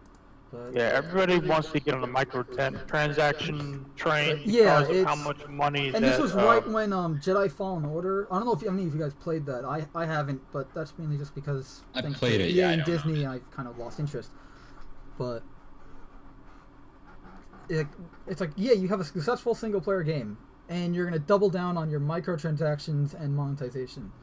And that's what I find so funny is because EA, before they even released Fallen Order, they had a single player game planned out, I believe, and then they said, well, we don't want to do a single player game. Nobody plays single player games. They only play multiplayer games, so we're going to do a multiplayer game. I find it so funny that I would say their most successful game in the past however long is here's what's first of all, they canceled 2 Star Wars games that were single. Like one of them was like an Uncharted type of Star Wars game. And then the other one was a bounty hunting game, right? Yeah, one I forget which one. They were one Visceral, right? Visceral Games was making one that canceled that. Then there was this Uncharted like one, or maybe that's the same one. I don't remember. But they canceled 2, and they just recently canceled a 3rd one. And so now EA games are back on Steam, but all the prices for the games are raised. Like they just artificially raised the prices for all of them. Mm-hmm. And that's not even. We got more. EA and Blizzard stocks have been tanking, but EA's stocks have been tanking ever since Battlefield 5, which is a discussion for another day. But EA was sued in France over FIFA 20 for gambling, in the game, like because it legitimate gambling. This is digital gambling in video games, and the lawyers in France were making an actual case in how this is true, and at its very base, it's gambling. You're paying money with the expectation that you can get something for more, but you're probably going to lose money. And the worst part is with the sports games, especially, is a sports game. First of all, each player has better. Like for example, like the more popular players. I don't follow FIFA. So I'm just gonna use a basketball analogy.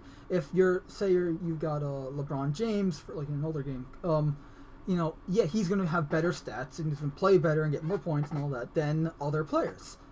Like so, and you want if you're playing a sports game, usually you want your favorite players.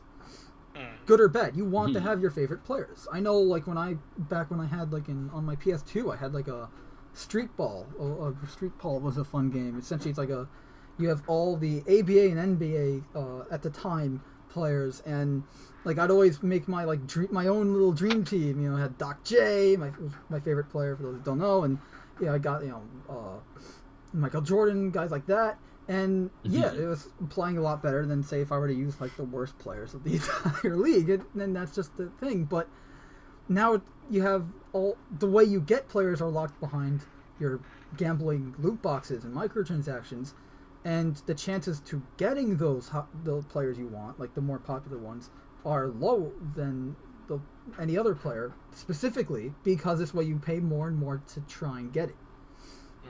Yeah, and I think there are countless articles of people, kids accidentally spending their entire parents' bank accounts and stuff. I can look for them.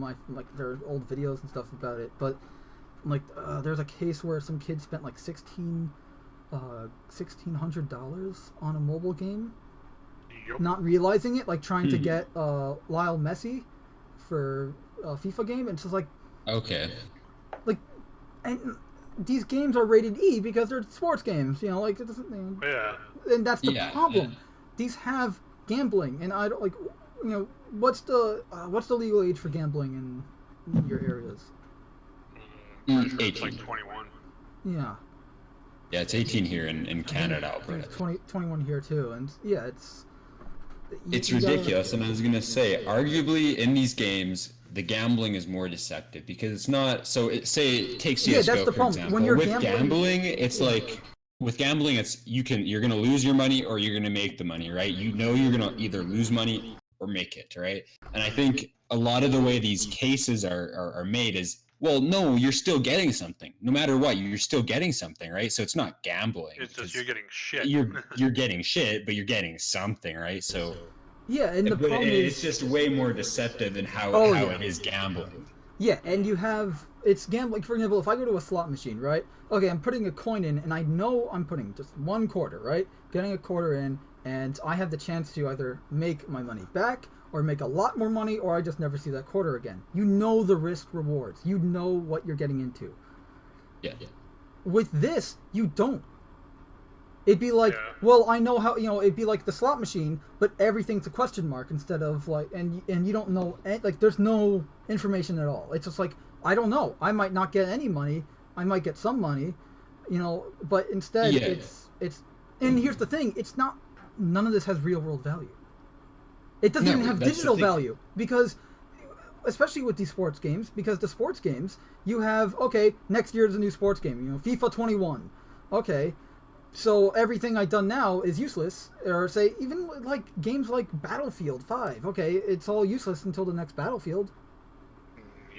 Yep. None of this. It's not this is going to be a game, because they always promote and advertise these games that are going to exist for 10 years and have this whole roadmap. 2 years but later. But realistically, 2 years later, Call of Duty. No one cares about the old one. No one plays the old one. And that's it. Call of Duty, didn't they have, for the newest one, Modern Warfare, there was a game mode that was going to be exclusively on PS4 up until, effectively, the release of the next Call of Duty. Then it would come to every other platform. By the time no one's going to be playing that game anymore because they'll be playing the new one. But, it sucks.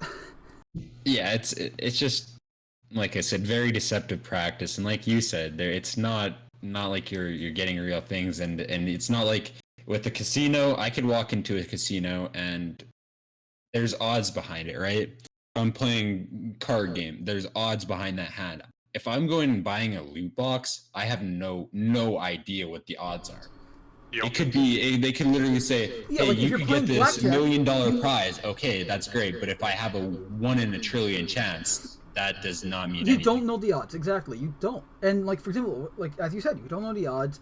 If you're going to play a game of blackjack, you know, like that's what if you know. I liked blackjack when I was a kid. I'd always play it with my friends, and not for money, but it was fun to play. And you know, like there's 52 cards. So you know, and you know there's 4 of every card. Like you know what you're getting into. You know the odds. Yeah. Like you know they may not be good, or they may be really good. You don't know how good the odds are, but you know what you're getting into. You know the odds. It's not like you're putting money into a machine and that's it. For even with a slot machine, you know what the odds are. It's all about your timing. You see the little things rolling in front of you, and you have the lever.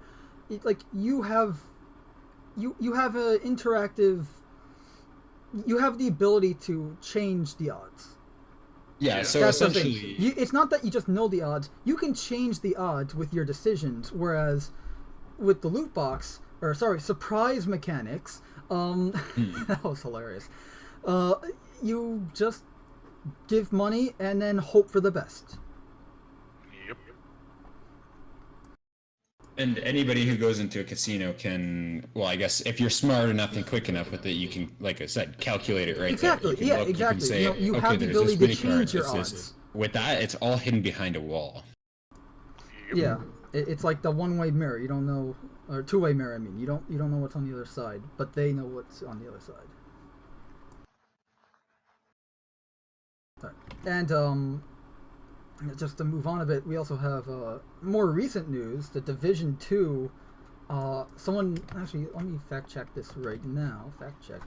Division 2 New York DLC. So they're adding the New York City map to Division 2. And So that was I heard it's like map, $30, but that can't be right because that's like the price of. I got Battlefield Bad Company 2 like 8 years ago for like $1.49. Yeah, $30 standalone expansion pack. That's ridiculous. You know what? Yeah, There's one thing that it came out not even a year ago. I get that, but $30 for an expansion pack, and this isn't the only game to do this either. I mean, like Spider-Man PS4 had the City That Never Sleeps DLC. Like they had 3 DLCs, 1 per month. So like game came out in September, then October, November, December you had DLCs, and that was it. Each DLC was I think $20. I might be wrong, and I could. I don't. Yeah, and if you. But yeah, they were around $20, and there's obviously the season pass that was probably like, it's $50 or something. But the whole idea is $20 for what we now know. Like the DLC from those Spider-Man games, it's like an hour extra of gameplay. It doesn't add much other than alternate suits. That's really it. And like for example, I remember because I'm still curious about that game. I haven't played it, and I'm a big Spidey fan. I want to play it and I want to at least try it out.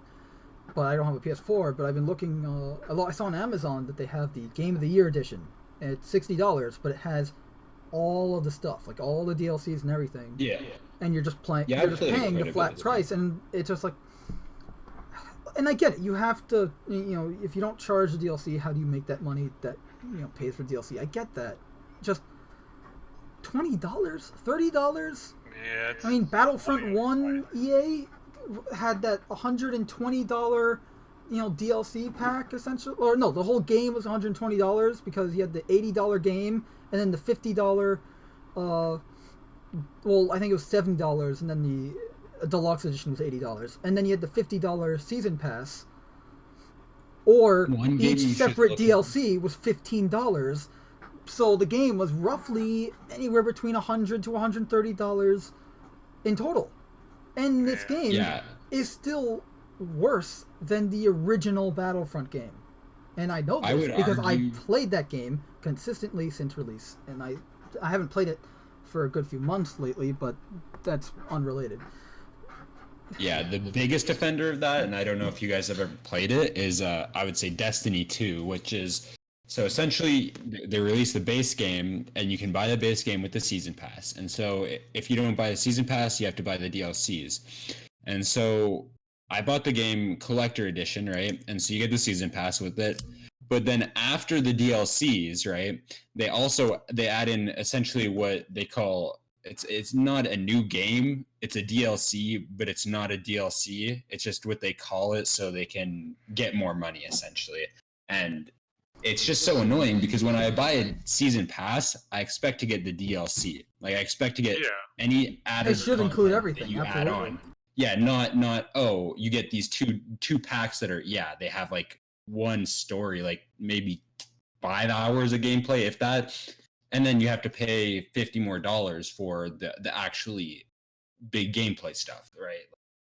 Yeah. Yeah, this is ridiculous. And yeah, that's like, and not even DLCs like are one thing, but then you have like the DLCs like well, the Gears of War 5 had like a pretty egregious microtransaction thing. I honestly, we should be calling them macrotransactions, because when you're charging for essentially the price, like I don't know if you guys ever played X-Men Origins Wolverine Uncaged on the Xbox 360. That's a great game. The point is, I got that game for $18, like 10 years ago, and well, no, it couldn't have been 10 years ago. It was like 8 years ago, whatever. It was post the game launch, like by a few years. And when you have macro transactions, like $18 for blue or $30 for the New York City map in Destiny 2, and it's like, or for Gears of War, I don't know how much they're charging. Let's look it up. How Gears, it's just called Gears 5, right? Gears 5 because they made a bunch of like Terminator Dark Fate. I know Ubisoft, what's Ghost Recon Breakpoint, right? The broken game, had a pretty horrible macro transaction store, and both these games had Terminator Dark Fate tie-ins. And sorry for my keyboard loud thing. Alright, I just want to know how much this was. How do you get... Alright, so it's not actually... But the point is, you can play as, the Terminator, but it costs... I don't know how much money, but it was a lot.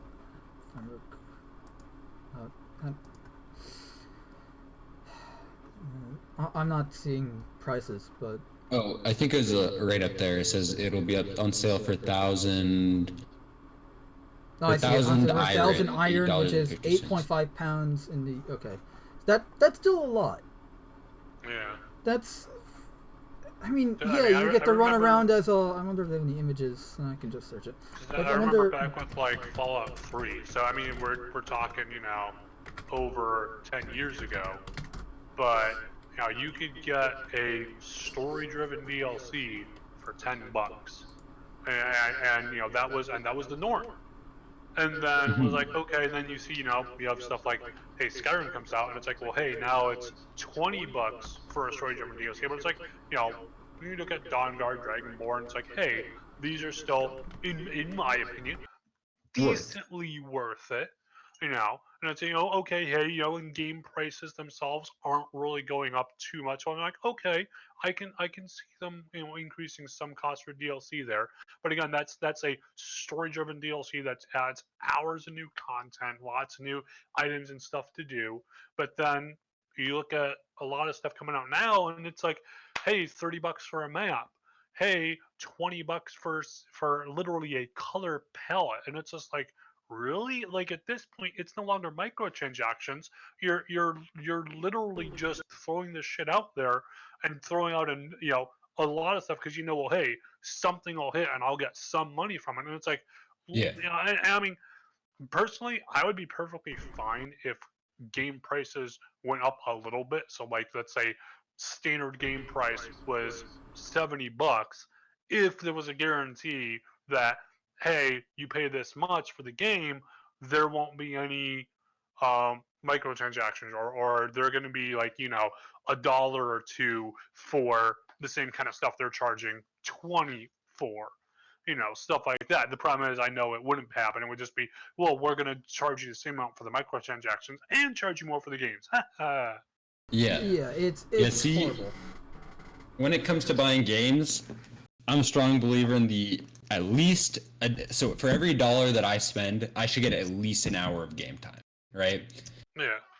And so when yeah, like you said, games are releasing DLC. Oh, it's a $40 DLC. Great, I can play it for 10 hours. It releases a new map. Okay, that's cool, but it's not like I'm actually getting added on playtime, right? Yeah. It's just adding it's adding stuff to the game, but it's not adding playtime to me. So why would I spend money on it? Yeah, exactly. Yeah, and it's like like I have this image here. Apparently it had the Dark Fate characters and Dark Fate Sarah Connor, and obviously it looks like the Genesis model, the T800, but and then also you had the Halo Reach thing for when they were advertising Halo Reach on PC, and like I hate the excuse for it's just cosmetics. Like, okay, but they're purposefully making for example, stuff that look like shit. You want you want to make your character look the way you want. Like that's the whole point of having customization in a game. Yeah. Like in Star Citizen, I have my guy look a certain way because I think that's cool and that's how I want him to look. Like that's my favorite armors and that's how I combine them. That's the colors I wanted to use and that's great. And with the whole thing of okay, now I have to pay extra like $7 for this helmet or that chest piece or whatever, and it's like ridiculous. It's like now like people do buy it because they want to look cool. They want to that's the whole point. People want to make their characters in game look cool or look like I'm gonna whatever. Interject here a little bit. So before, when DLCs were paid, that was a big problem, right? Because it's separating the community. Some of the people are either not going to be able to afford a DLC or they're just not going to buy it because they don't want to spend the money. So for a multiplayer game, if you're charging money for DLCs, you are splitting up the player base into smaller chunks. So eventually, nobody's going to play the game. You're not going to find people that will you can do things with.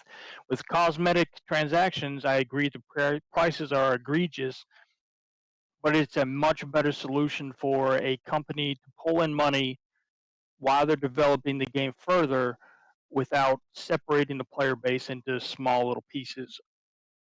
So or you can with just make all your that, stuff compatible. well, I was gonna say with that. As an example, look at Path of Exile. They are a completely free to play game. They get all of their income off of microtransactions. But instead of making people pay for skills or things like that, you pay for customization options for your character. And while a lot of people might have a problem with that, it's I want to say it just is what it is. If a company is going to make money and be solvent, they've got to find creative ways. And I think microtransactions are the least invasive way for a company to make continuous revenue without making you pay for actual gameplay. Yeah, and so I think microtransactions when it comes to cosmetics aren't bad when it's an addition to the game. When it replaces cosmetics that might be earned through achievements, money, different things like that, that's when it becomes a problem, right? Because it's not an addition anymore. You're replacing it. You're taking that away from players who might have bought the game and said, I can earn this. I want to look like this in the game. And yeah, it's good if it's an addition, like I said. Yeah. And like I said, it's good if it's an addition to the game, but if it's an entire replacement to cosmetics in general, it's kind of like, I don't know. Yeah, I agree with you on that point. Yeah, and that's what we're seeing here. It's a replacement. And also, I know not Gears. Mortal Kombat they had a Joker recently, but they also had the T800. Well, here's the breakpoint thing, but they had a T800 added as one of a DLC character. I don't know if that was paid DLC or not. Someone will have to. They were, yeah. Tell me they were. It's so you have to buy the combat pass, or you have to buy them individually to get the DLC characters for or Mortal Kombat. Sorry.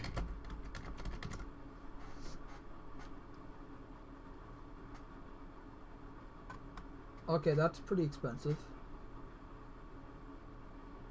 Yeah, so see, How essentially many there you're characters paying. though are how many characters are going to be in this combat pass? Because if it's like So 10, six. then it may It's not be that bad. But only 6. Yeah, so I mean, if Plus you the bought it on Terminator. sale, I mean, if you're paying And $40, honestly, I you're assume Joker paying was recently added like a month ago, and it was $7, it's part of the same $6, $7 a thing. character. I know Spawn is going to be in it. And Yeah, it's Spawn like, won't be. It's like, that's a bit much. And again, I get it. They have to fund these DLCs somehow, or make money off of them. But I mean, either lower the prices so this way everyone can. Because if you have the prices lower, it does open the market for more people to get it. Yeah. Assuming that the demand is there. Yeah, I get that. It's just like. I get these prices are probably analyzed before they're finalized and all that. Like, oh well, if we get this and estimates that and all that, but still. Well, that's why I think some ways where they do the battle pass model isn't bad because it allows them to put something. I can give you these skins and I can give you all this content for cheaper because I know you're gonna put time into it. I know you're gonna play my game, right? If you buy it, but the monetization though is getting really out of hand. I know there's a good. It does get out of hand. Did I spelled? Yeah, I forgot the U. Hold on. There's another good guy who covers gaming news. Legacy Killer. He was. I followed him for Cyberpunk stuff, but he has been doing a bunch of other news. Apparently, Bethesda made this. I didn't hear about this yet. Oh, look! Pete Hines finally came out of hibernation. He went into hiding after the release of 76. After this, do we want to talk about more TV stuff like Disney? Well, before we do, I do have actually some good news in terms of gaming. Sonic, the Sonic movie, actually is doing well. So Right, I haven't seen it yet. I haven't either, and I don't think I'll be able to just because of the whole Corona thing. And there's actually like there's only like 3 confirmed cases in my area, but I mean, I know some people who live in my city that are actually quarantined because they ran into someone who's one of these people. So, yeah. I mean, but, confirmed means they've been walking around contagious for a while. So That's the number of people that actually have it it's is like probably confirmed much cases means they have it, but who knows how many people they went into contact with when they were carriers before the symptoms showed and all that. So, yeah, I don't think I'm going to be going to a movie theater anytime soon, just because. Corona is best. The best way to get it is to be in a closed environment where the air isn't where it's like recycled air or something. Like, for example, if you're in a closed room like on a boat or something where it's recycled air, your chances of getting it are a lot higher than say you're just out in the street, in the open air where there's a lot of because the virus. But yeah, they. And it's doing well, not just because they listened to the fans and changed it from this abomination that looks like Doom Guy should be shooting it in the face, and changed it to this thing, but it's actually, from what I hear, it's a good movie. It's a good family-friendly film, and it's not like the parents are going to hate or, not really enjoy it, but the kids will. It seems that everyone's enjoying it from what I hear, so that's great. Yeah, that change was definitely. It's definitely the best, I think it's fair to say, from what I hear, it's the best video game movie. And it's doing better than the Pikachu one that came out recently. Yeah, so, I saw that in an article also. It's made the most money of any video game movie so far. Yep. And it's probably gonna hold that title for a while. Can you imagine if they stayed with this horrible thing? I mean, it looks like? It looks like blue, hairy Richard Simmons, which is a sentence I thought I'd never say. I was gonna say there's supposed to be that new GTA movie coming out too, though. They're making a Oh yeah, that you see with Free Ryan Guy Reynolds. or something, right? Yeah, Free Ryan Guy. Reynolds. I thought that was a series. Is it a movie instead? I thought it was a movie.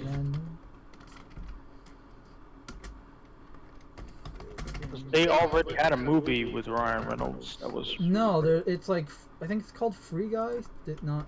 Yeah, something like that. Like AI.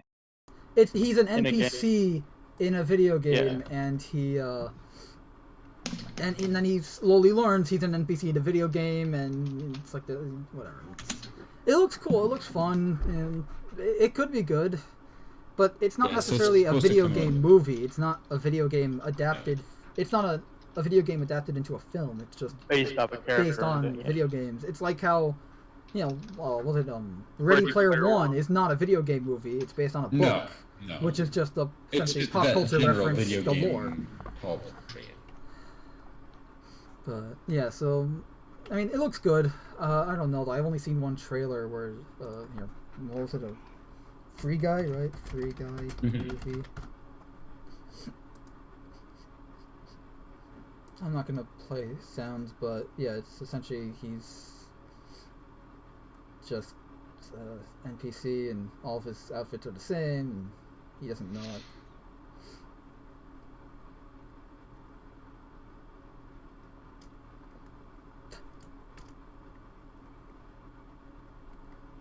Anyway, Fortnite dances. What's next on the list? TV shows. So we got the TV shows, comics, and cinema. So I guess why don't we just jump into the Batman stuff, since we were kind of talking about it before, and I already have the stuff up. So the Batman is a new movie being made. They just had a teaser trailer that revealed the suit, and then we revealed set photos. So here's the first reveal of the suit. So that looks nice. Yeah, it looks good. It's supposedly like made from the gun that killed his parents or something. I don't know. There's a recent story in a recent comic I heard that where he, through his disguise as Matches Malone, he tracks down the gun from like some guy who, it's like a greatest crimes of Gotham history, like stuff like that, like kind of underground store, and like he purchases the gun. He's like, it's the gun that killed the Waynes, man. You want it? Like, sure. Okay. And he buys it, and he melts it down and turns it into the armor to put under his bat symbol in his suit. Oh, come on! Now you just wasted the first 20 minutes of the plot. Well, this is a comic from like a year ago, I think, or maybe less. But this is from that reveal. It's like a 3-second reveal or something. So it just reveals the cowl, shoulders, and the chest here, and it doesn't look terrible. I'm interested to see where they take it. Yeah, that being the one film franchise that they've kind of done right. This is a set photo of the stunt double. They were doing some bike chase scene. And there's kind of like elements of the Arkham suit, which is why I have some images of the Arkham suit somewhere here. I don't even remember where I put it anymore. But here, like the shoulders, kind of chests look a little similar. But I mean, yeah, it almost looks like I wonder if that's like they're gonna CGI it so he has the comic book eyes. That would be cool. Like the white eyes. But that's just me, because I always want Batman to have as the it white is eyes. though. I feel like with that picture of it, where it shows him in the suit, it just, to me, it looks kind of cringeworthy.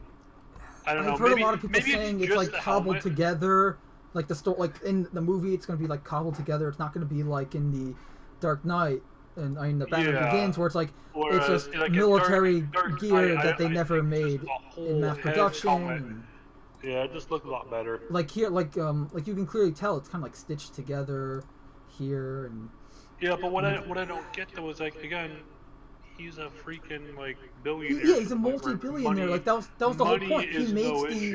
He makes and especially with things like nowadays with like 3D printers and shit, you could so easily say, he could make this thing himself. And like I saw like the picture of the car too, like the one in the movie. Yeah, so here's the Batmobile they revealed. Like and it's just like this is your Batmobile. Like, I mean, it looks that like doesn't a hot seem rod. Like I mean, you'd want something that could go and this looks be like something. I heard someone say this looks like something from Blade, like that Blade would drive, and he's totally right. This looks like a souped up muscle like Dodge Charger. Actually, you know exactly. what? I was talking to my brother this past weekend, and I asked him, "What did you see the Batmobile? What'd you think?" And he goes, "At first I thought it was a Dodge Charger." Yeah. Yeah, Well, I mean, it does look like something they would drive, and it's like with Batman, especially with what he does. You would expect him to be driving something that looks like you could fucking go and slam the side of this thing into a bad guy's armored vehicle, and the Batmobile would still come out without a dent. Yeah, Like, like like that's what here's you would some. expect it to do.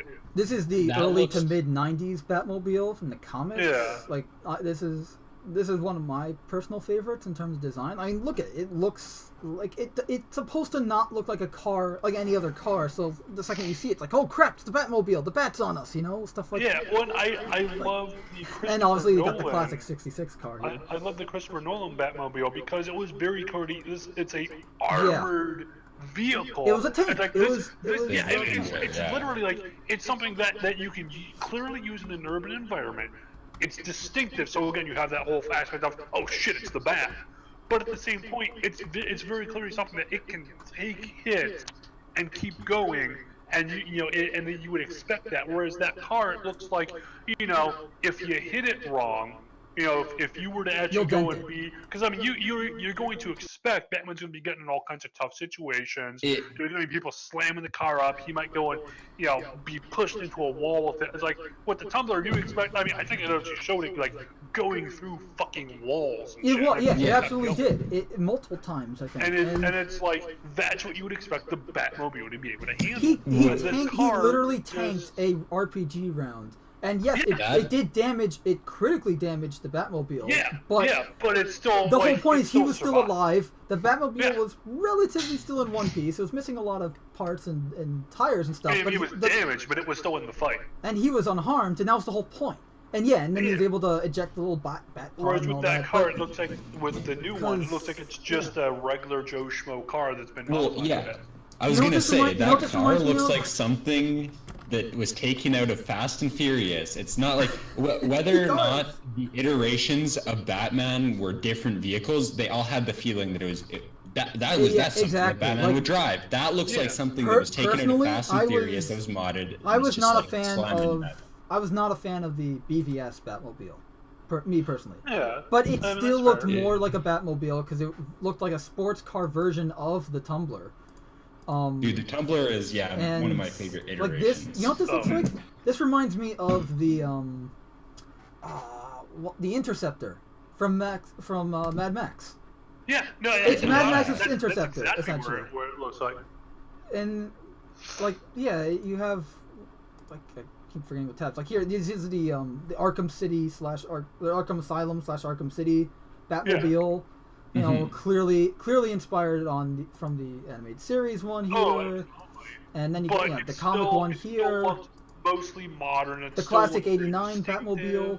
The point is they all have a distinctive look that makes you go, oh, that's the Bat, like that, because that's the point. It's supposed like, oh crap, it's the Bat. He's on us. Drive faster. Yeah, Yeah, whereas it's not- that it's oh, like that if you- might if be the you Bat. look The at it Arkham Knight wrong- Batmobile here that was more inspired by the Nolan one and actually like turned Yeah. into a tank with a little turret and everything. But Yeah, Yeah, if you but it's like see it that almost other looks vehicle. like the Batmobile, whereas that car, it looks like They also if showed it's off dark out when Batman's going to be driving around a lot of times, it's going to look like it's just another car. oh yeah, Yeah, you'd be definitely. questioning, was that the Batmobile? Who knows? Yeah, and that's the thing. Like he's essentially just a non-official cop, so he's going to be getting to high-speed chases, and you want something. Yeah, you want a muscle car that can go fast, but you also And, want like, something that can like- ram into their car because he's a cop with no rules except he Yeah. won't kill. So Okay, and he has no restrictions. So he can just ram their vehicle off the road and doesn't care because Yeah, I was Wayne gonna Tech or say. Wayne Enterprises is probably going to pay for whatever damage has happened to the city anyways. So he's It's got also that a covered. comic entity. It's not going to be The whole point is a he has chase- control over a situation. With that car, he looks like he's just a regular, like it looks like. I mean, it looks like some kind of buddy cop movie. Like I bought this car and I souped it up for Yeah, something like Bad Well, Boys then- 2 or something. I don't know. and then also too, with the And here's a bike Bat that's bike being they showed shown off. there, that bike looks like something Captain America would be driving. Now Yeah. it does, Yes, it it does does, look it does. like something that can take some damage and punishment and I keep have to find the going. Batman Especially like it looks like it would be pretty decent for like going through urban environments, somewhat rural environments too. But at the same point, it does not look like that. Does not look like anything I would want in an urban environment chase. Just because I want something that's sleek, that's fast, that has you in much more of a crotch rocket kind of position to be able to go and be going for speed, because in an urban environment, that's what you're going to need. You're going to need high maneuverability and speed.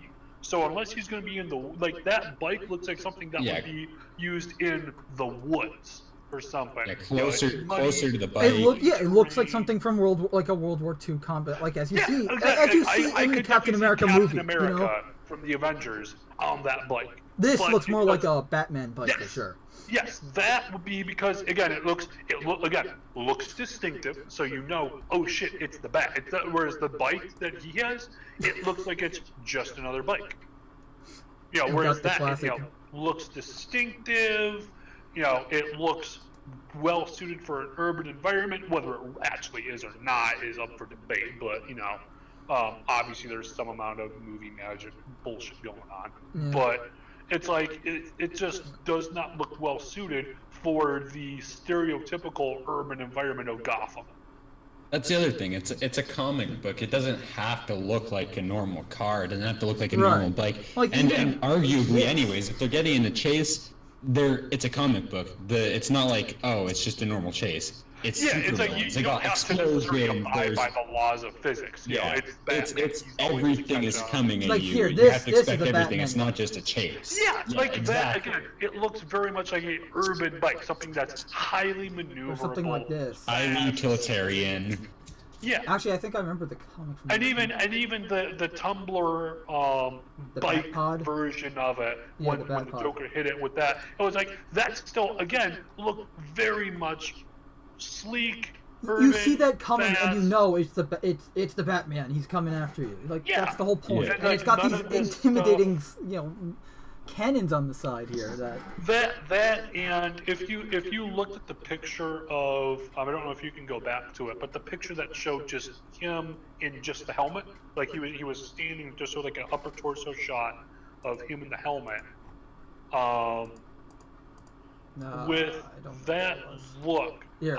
that one. With that look right there, and again, I know this is an early look at it. They might do some other CGI shit with it, but to me, Well, that's the stunt double, so yeah, definitely. well, yeah, but still. But to me, what that look says to me is that they're going to be doing the exact same shit they pulled with Batman vs Superman and the fuck, what was the guy's name? What was That's last the time he problem. played it? It's like Ben stop Affleck. trying to make it realistic. We live in a time where we made a movie about Iron Man. Well, I mean, Yeah. We made a even movie then, about Thor. Iron Man Like- had the perfect mix. Marvel in general has done a perfect mix of CGI and realism. And even then, I think the Iron Man suit in general, like in the past couple of movies, was pure CGI. Yeah, it was. But the Well, no, it look was a of it, chest the thing, and tone that of was it. it. And I hate, honestly. Here's the thing. I remember because I actually came up. I was doing like some moth over there. I was doing a. I was just drawing, randomly out of boredom, and I was drawing kind of like an Iron Man armor out of, complete, of my own creation. Like probably pulling inspiration from like the classic suits and stuff like that. And I'm like, what if it was an Iron Man suit, but similar to like Star-Lord's like helmet thing, where it's just like an earpiece and it's stored as energy, and then when you like to act in, and it like essentially the suit, it's a regular suit, but it can store into a small object just as energy. Like it's Okay. stored as energy, and I'm like, okay, that would be a cool concept. And then shortly after I came up with that concept, I see the trailer for Infinity War where he has the, nanobot suit, and Yeah. I still think my idea is cooler just because nanobots are a played out concept.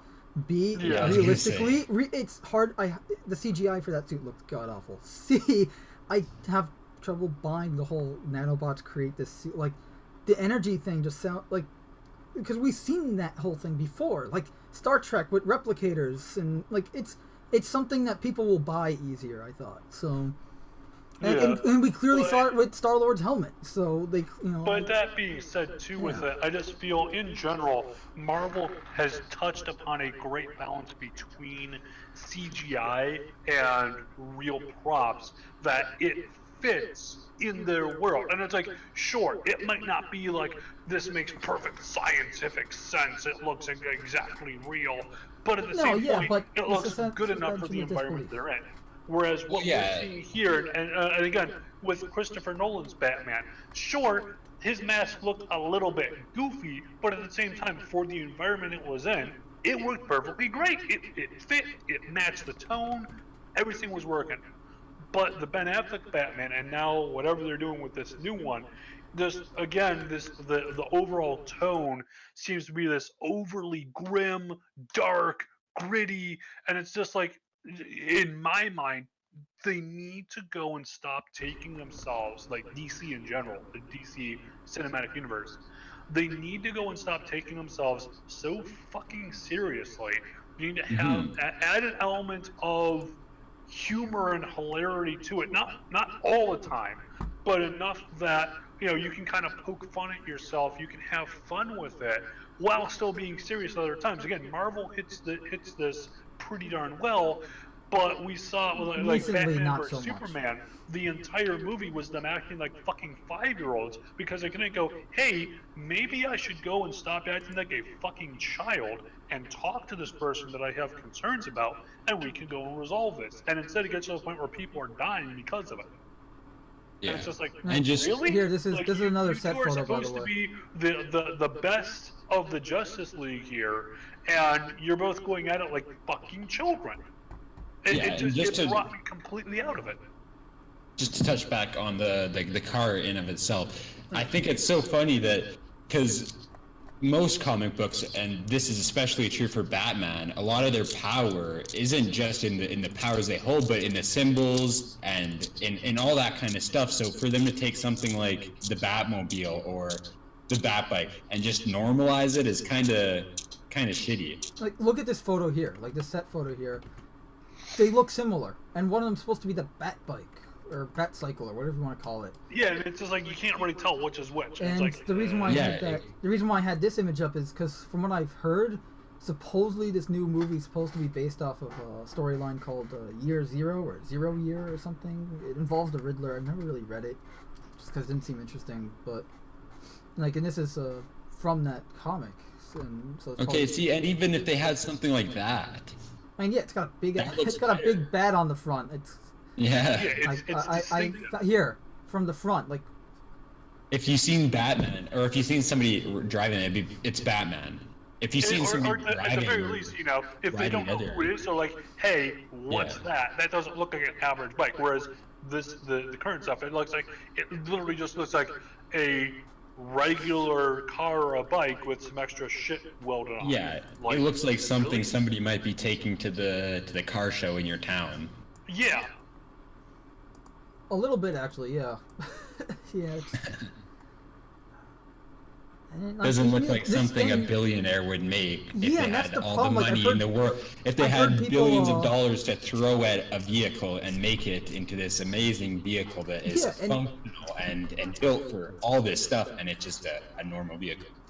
Yeah, and sorry I keep interrupting. I just the whole That's okay. this thing, like, it looks. I've heard people say this, and they're not wrong. It looks kind of cobbled together. Like, I mean, especially when, like, previous versions of the suit. I mean, like, look, we got the '89 here. Oh, this is a Batman Returns suit. And then we got, Batman Begins, which, we know that, it was like, the goes to Lucius Fox, like, how come we didn't make this mass production? Well, they didn't think a soldier's life was worth 600 grand or something like that. Even though it's like essentially like a bulletproof suit and everything. And then later they revised it in The Dark Knight to plate so he can move around and, so he can turn and look out the driveway or something right down the Well, line. and those in those pictures, it looks like suits. In the pictures he's got on, or in the pictures of the newer Batman, it looks like almost an armor. It looks like added on, like it's modules, not all a conducive suit. It's not but the all. whole point's like, I mean, look at so, just a little background. Like, this is my favorite Batsuit. For those who don't know, Yeah. I'm a big fan of the Neil Adams. The classic blue and grays, as I call them, and with the classic oval symbol. Absolutely. And like, I would love to see this on screen. The closest we really ever got was the Ben Affleck suit. Just missing the underwear. And this is clearly supposed to be the Dark Knight Returns suit. which isn't bad at all. It's just, you know, like, And going back I to love what the you said idea about- of it looks like spandex, but it's really armored. Yeah. Like, I just Yeah, because and that's the whole going point. back- He's a multi-billionaire. He has the money, time, research, whatever, to make a suit that's that, you know, effective and cool looking. Yeah. And I was know, gonna and, say, like, going here's back to just- what you said about DC wanting everything to be so dark, they absolutely could add in elements of blue into the armor, blue and lighter grays, but they just have to keep it so Yeah, dark. like with here, everything. let's Batman, was it Justice League Unlimited, right? The DCAU suit. I'm trying to look for images of that because if you remember, yeah, here, like, this is what the suit looked like. You know, Yeah. it's got the blue, but it's still dark and Yeah. it's But they still refuse to. It's all dark grays, blacks. You know, and I think it's a problem that DC, like you said, DC has that problem. And I don't know who the fuck's leading their general creative consciousness, but whoever it is needs to be fucking fired. Yeah, well, sure, you DC know, had you know its what? darker I'm run, pretty but- sure. I think J.J. Abrams recently got involved with Disney. DC and Warner Brothers. So I think he's working on a Superman project or something. So, and I've heard, I don't know if this is true, but I think I heard something about like Bad Robot guys, J.J. Abrams, like personal studio or whatever, are involved in the Batman. I think, could be wrong. We can do quick Maybe, research. So here's the animated. No, it's tiny, but you know. That's not good. That doesn't bode well for the Batman. Yeah, really. Like even So- that, like that's not a so- great suit in particular, but that's still a better suit. But I was yeah, gonna say, that's- speaking of Marvel and Disney, we have here Disney CEO Bob Iger steps down. that's right. He stepped down, and Yeah, it seems right like at it was around the kinda same time they sudden. did that High Republic thing. You know Yeah, that thing where it's gonna looking be a little weird, but I'll hold my thoughts on it until well, something you know, comes it's gonna be about some hippies in the '70s going on some drug-induced adventures, having a good time, and sticking it to the man. You know, we're just for Yeah, I wouldn't- peace.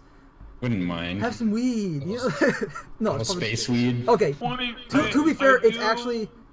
Yeah, I you do go ahead. like the idea of or at least I find the idea interesting of media of Star Wars, whether it's TV series, movies, whatever, that is set in a time period where there isn't a overarching galactic issue going Threat. on, Yeah. and we're seeing more of a almost slice of life kind of thing of what the Jedi would be doing. Like, it's still following. One issue I have with it is that we're still following the fucking Force users. Like, there's this fetishization in Star Wars about Force user this, Jedi this, Sith that, always about that stuff, and it's like we so rarely get to see what the regular people are doing, and even in the movies, like I will say, I do think that movies 7, 8, 9 did focus a bit more on regular people, but in general they were so fucking horrible that any good they might have done with that got canceled out by how horrible they are. But Yeah, I was gonna say the like, problem Well, with the Star the- Wars. here's the tech thing, like, of Star Wars, like here's the problem with ships, Star Wars. guns. Obviously, I'm a big fan, or I was. I guess I should say Yeah. at this point, because between EA, Disney, and a lot of the stuff just outside the films, let alone with the films themselves, because I've only seen The Force Awakens. I haven't seen any of the other films, but at this point, I might as well have already seen them, just because I've heard so much about them at this point. You know, it's hard to not hear about it when you're a Star Wars fan, but it's just like, it's almost like you're being punished for being a fan, so why be a fan? Yeah, I know, really. And what you were saying. Sorry, go for it. Oh, I was just gonna say, and seeing stuff like the CT-1313 game, where it was going to be about bounty hunters, and when Disney Be got about hold Boba Fett, yeah. of it, they just go, nope. Well, and I was gonna say they should definitely expand on, like you said, less Force user. But the problem with I guess Star Wars as a whole is that it's Sith versus Jedi at its core, or what people want it to be at its core, and so it's always going to be what's a Sith, what's the Jedi doing. But they absolutely could make it, but it's just for a story writer, what are you gonna do, right? You're gonna do the Sith, the Jedi. I would Well, the argue problem- that the main Here, this story. was the Yeah, storyboard. yeah, main story. Well, here's the thing. From what I hear, it's supposed to be like 200 years before the prequels, so it's essentially Disney Meh. Old Republic. Yeah. So that they don't have to pay Lucas whatever percent it is that he gets for anything that was created when he owned Star Wars. So this way, it's like we can have the Old Republic and everyone will love it, but we still created it, still original Disney Star Wars things. This is where we get all the money. And I mean, just look at this. This isn't the full image. I don't. Can't seem to find it, but this is the storyboard they had, and it's like fiction, Star Wars wishes, and diversities twice, dinosaurs, university, like what the hell, relic hunt? Dinosaurs. I'm pretty much done with Star Wars. As I said, Star Wars that I I'm loved growing done. up. It's dead and gone. How is that even a I've been done for a priority few in years Star Wars? now. I've kind of Dinosaurs. lost my interests. I've lost my interests. I just don't care anymore. I've kind of moved on. Like I've paid Halo and Star Citizen more attention. Like those are my new things now. They're just because first They off, definitely they show both way more love promise. fan created content, and they're not suing me for making fan created content, and they're not trying to make money off of any fan created content. And then, did someone just leave and join? Yeah, my Okay. mic was acting up. No, that's fine. They're not like they're promoting fan created, like, and that's the problem. Is like fan created content helps franchises grow, and that's the whole point. How do you think a franchise becomes a franchise? Fans, customers. They're customers, not consumers. You corporate idiots. Yeah, and the other thing that Star Wars is kind of doing that I don't know about, I don't know like what your guys' thoughts or opinions on it are, but the characters, they're making it so they have to be relatable to everybody. You have to have one character that's relatable Well, that's to the whole every point of single type diversity of and person. representation over here. Yeah, and that touches bigger. on like what you were saying with the DC 5G thing. We were talking about that the other day. Yeah, where it's we'll talk gotta about be that later in a everybody sec. has something that relates. But here we got diversity and representation, and diversity is listed twice, and it's just like, all right, I'm just gonna say this, and feel free to tell me I'm wrong, but I feel at least in A New Hope, the most capable character is probably Princess Leia. Yeah, no, I would Like agree. she's the most, like she's the character that knows what she's doing. Like that's, and it's like, but like no, we never had strong women in. And was it Kathleen Kennedy a few months ago was like, we don't have any source material. It's like, yeah, because you like just Well, it's threw like it all you- in the you've trash, got- saying that it you've got doesn't exist tons of anymore. it. Yeah, you've got so many books out there. Like I mean, And you know how Garbage. most of these You books as- existed? you as Most of these most books were book written by authors out fans there. that got a job to work for Star Wars. So Well, like, technically, you can as- make the you as argument that most fan book created authors content. out there, for the people who wrote a lot of the books for the expanded universe. If you went to most of them and said, "Hey, we want to go and use your plot line or parts of your plot line here. They'd We'll be give you a lump ecstatic. sum, and your name is going to be on the big fucking screen." Most of them are probably going to be like, "Hell yeah!" Yeah, they're ecstatic about that shit. Yeah, but Like- instead they're just like, "Nah, that's all in the trash." And I'll just note this too: diversity for the sake of diversity is stupid. Oh yeah. Because I mean, you look know, at it's Star- like if look you at want to everything. go and have a character that's a strong character, independent, they're taking charge or whatever aspect you want to do, that's perfectly fine. But you need to write them as first being a character who shows these strengths, not being a person who is defined by their skin color or their gender or whatever. They need to first be a fleshed out person, and the person also happens to be gay or a minority or whatever diversity aspect to it. That's perfectly fine, but you have that as a part of their character, not as the defining part of their Yeah, character. so don't use don't go and develop the physicalities of the character and all this stuff and make it what defines them before you write how they are, what they are, like who they are, how they act, right? Oh, exactly. Like with Aliens, when they wrote the main character for that, they wrote it as if it could be a male or a female, because to them, what matters is Yeah, I can relate what to they Alan are Ripley. doing. It doesn't matter who they are. it matters what they're doing. It doesn't matter how you're when physicalized. they It found, matters. I forgot what the actress's name was. Which what was her actress? name? Sigourney Weaver?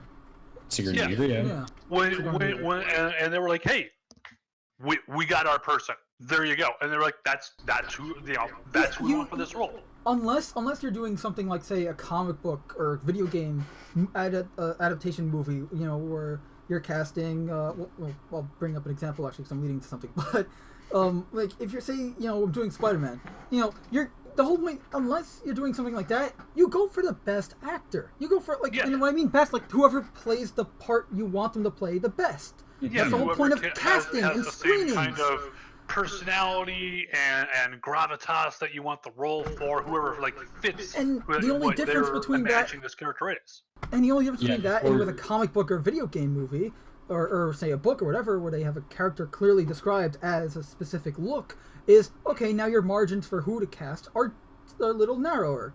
But you still cast the best person. We need a also, it says actual ending. That's kind of hilarious. But anyway, to get what I was getting into, just because I'm sick of talking about Star Wars at this point, is you guys well know how I feel about it. So, I've said it multiple times, so I'm just going to go into it. This is old news, but Halo, Showtime's making a Halo TV series. Oh, and they came out with a cast announcement sometime, I think, late last year, like November. Yeah, it was like a good couple months ago. Master Chief's going to be a girl. No. Master Chief, actually, I think is probably the only good casting there. But they cast Captain Keyes and Dr. Miranda Keyes. Now, for those of you who don't know Halo story, Miranda Keyes is a naval captain. Commander. Yeah. She commands her own ship. She's not a doctor at all. And they've got one of the actors from Black Panther. I don't remember who his name actually. Michael B. Jordan or no. It was here. Let me just because I want to get this off my screen. This abomination of a storyboard. Like seriously, Halo TV. Yeah, Pablo Schreiber's the. See full cast. I remember here Jacob Keyes. So Danny Sapani. Would be a great Sergeant Johnson. Yes, this is Captain Keyes. I don't. Well, this is from Penny Dreadful. Okay, I don't know what that is, but he probably doesn't have those dots on his face in real life. Yeah, but still. And from the cast photos, like what I've seen, he has a beard. Okay, but it's again, that'd be a great Sergeant Johnson. It would, but... even with a beard. Yeah. Even though Sergeant Johnson's clean shaven, I don't care if he would have a beard. That would look cool. He'd look more grizzled. Whatever. And here's what's her face, or Dr. Miranda Keyes. Now, to be honest, I could see her fulfilling the role. Now, let me just have an image of Miranda Keyes and Captain Keyes from the games. Yeah. Different in a way. This is Commander Miranda Keyes from Halo 2's anniversary cutscenes. And now let's do Captain Keyes from Halo C. Let's do Halo Reach, just because it's probably the best looking version. Captain Halo Reach.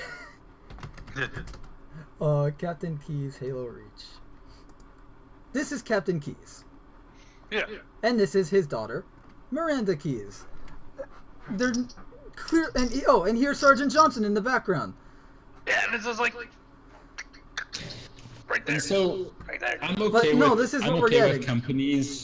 I'm okay with companies changing the looks of their character. I mean, it's super hard considering they've already made what the characters look like. With books, it's kind of different. That's fine, but have you seen who they're casting I'm for? Okay with them making different characters, but you have to convince me that that person's talent outweighed. You can't make huge changes and just expect me to just go with it. Otherwise, you're a racist because you don't like change. You have to convince me you're making changes to the story already here. You have to convince me this is a good thing. Yeah, that character being different, or that character's talent, or that actor's talent outweighs how you change them. So this woman's playing Cortana and Dr. Halsey. I could see that. See? That's not terrible. No, yeah. I mean, now that being said, Dr. Halsey, if I remember, it was definitely a bit older, so it depends. I don't know Yeah. how Well, they'll do with from what I Cortana. heard, it's like early Covenant War. It's not. Okay. It's not Okay. like towards when the games take place. It's before that. Yeah. So that's yeah. And they have not Blue Team in the show. Like it's literally Blue Team, but not actually Blue Team. It's not Fred 104, not what's Kelly that picture down there on the second 087. row? Like that guy right there. Like, Holy crap! Yeah, look at that. I mean, literally. Like, Dead on. there you go. Yeah. On the same Like I token, said, though, it doesn't make sense to get an actor that looks exactly the same if their acting skill is not up.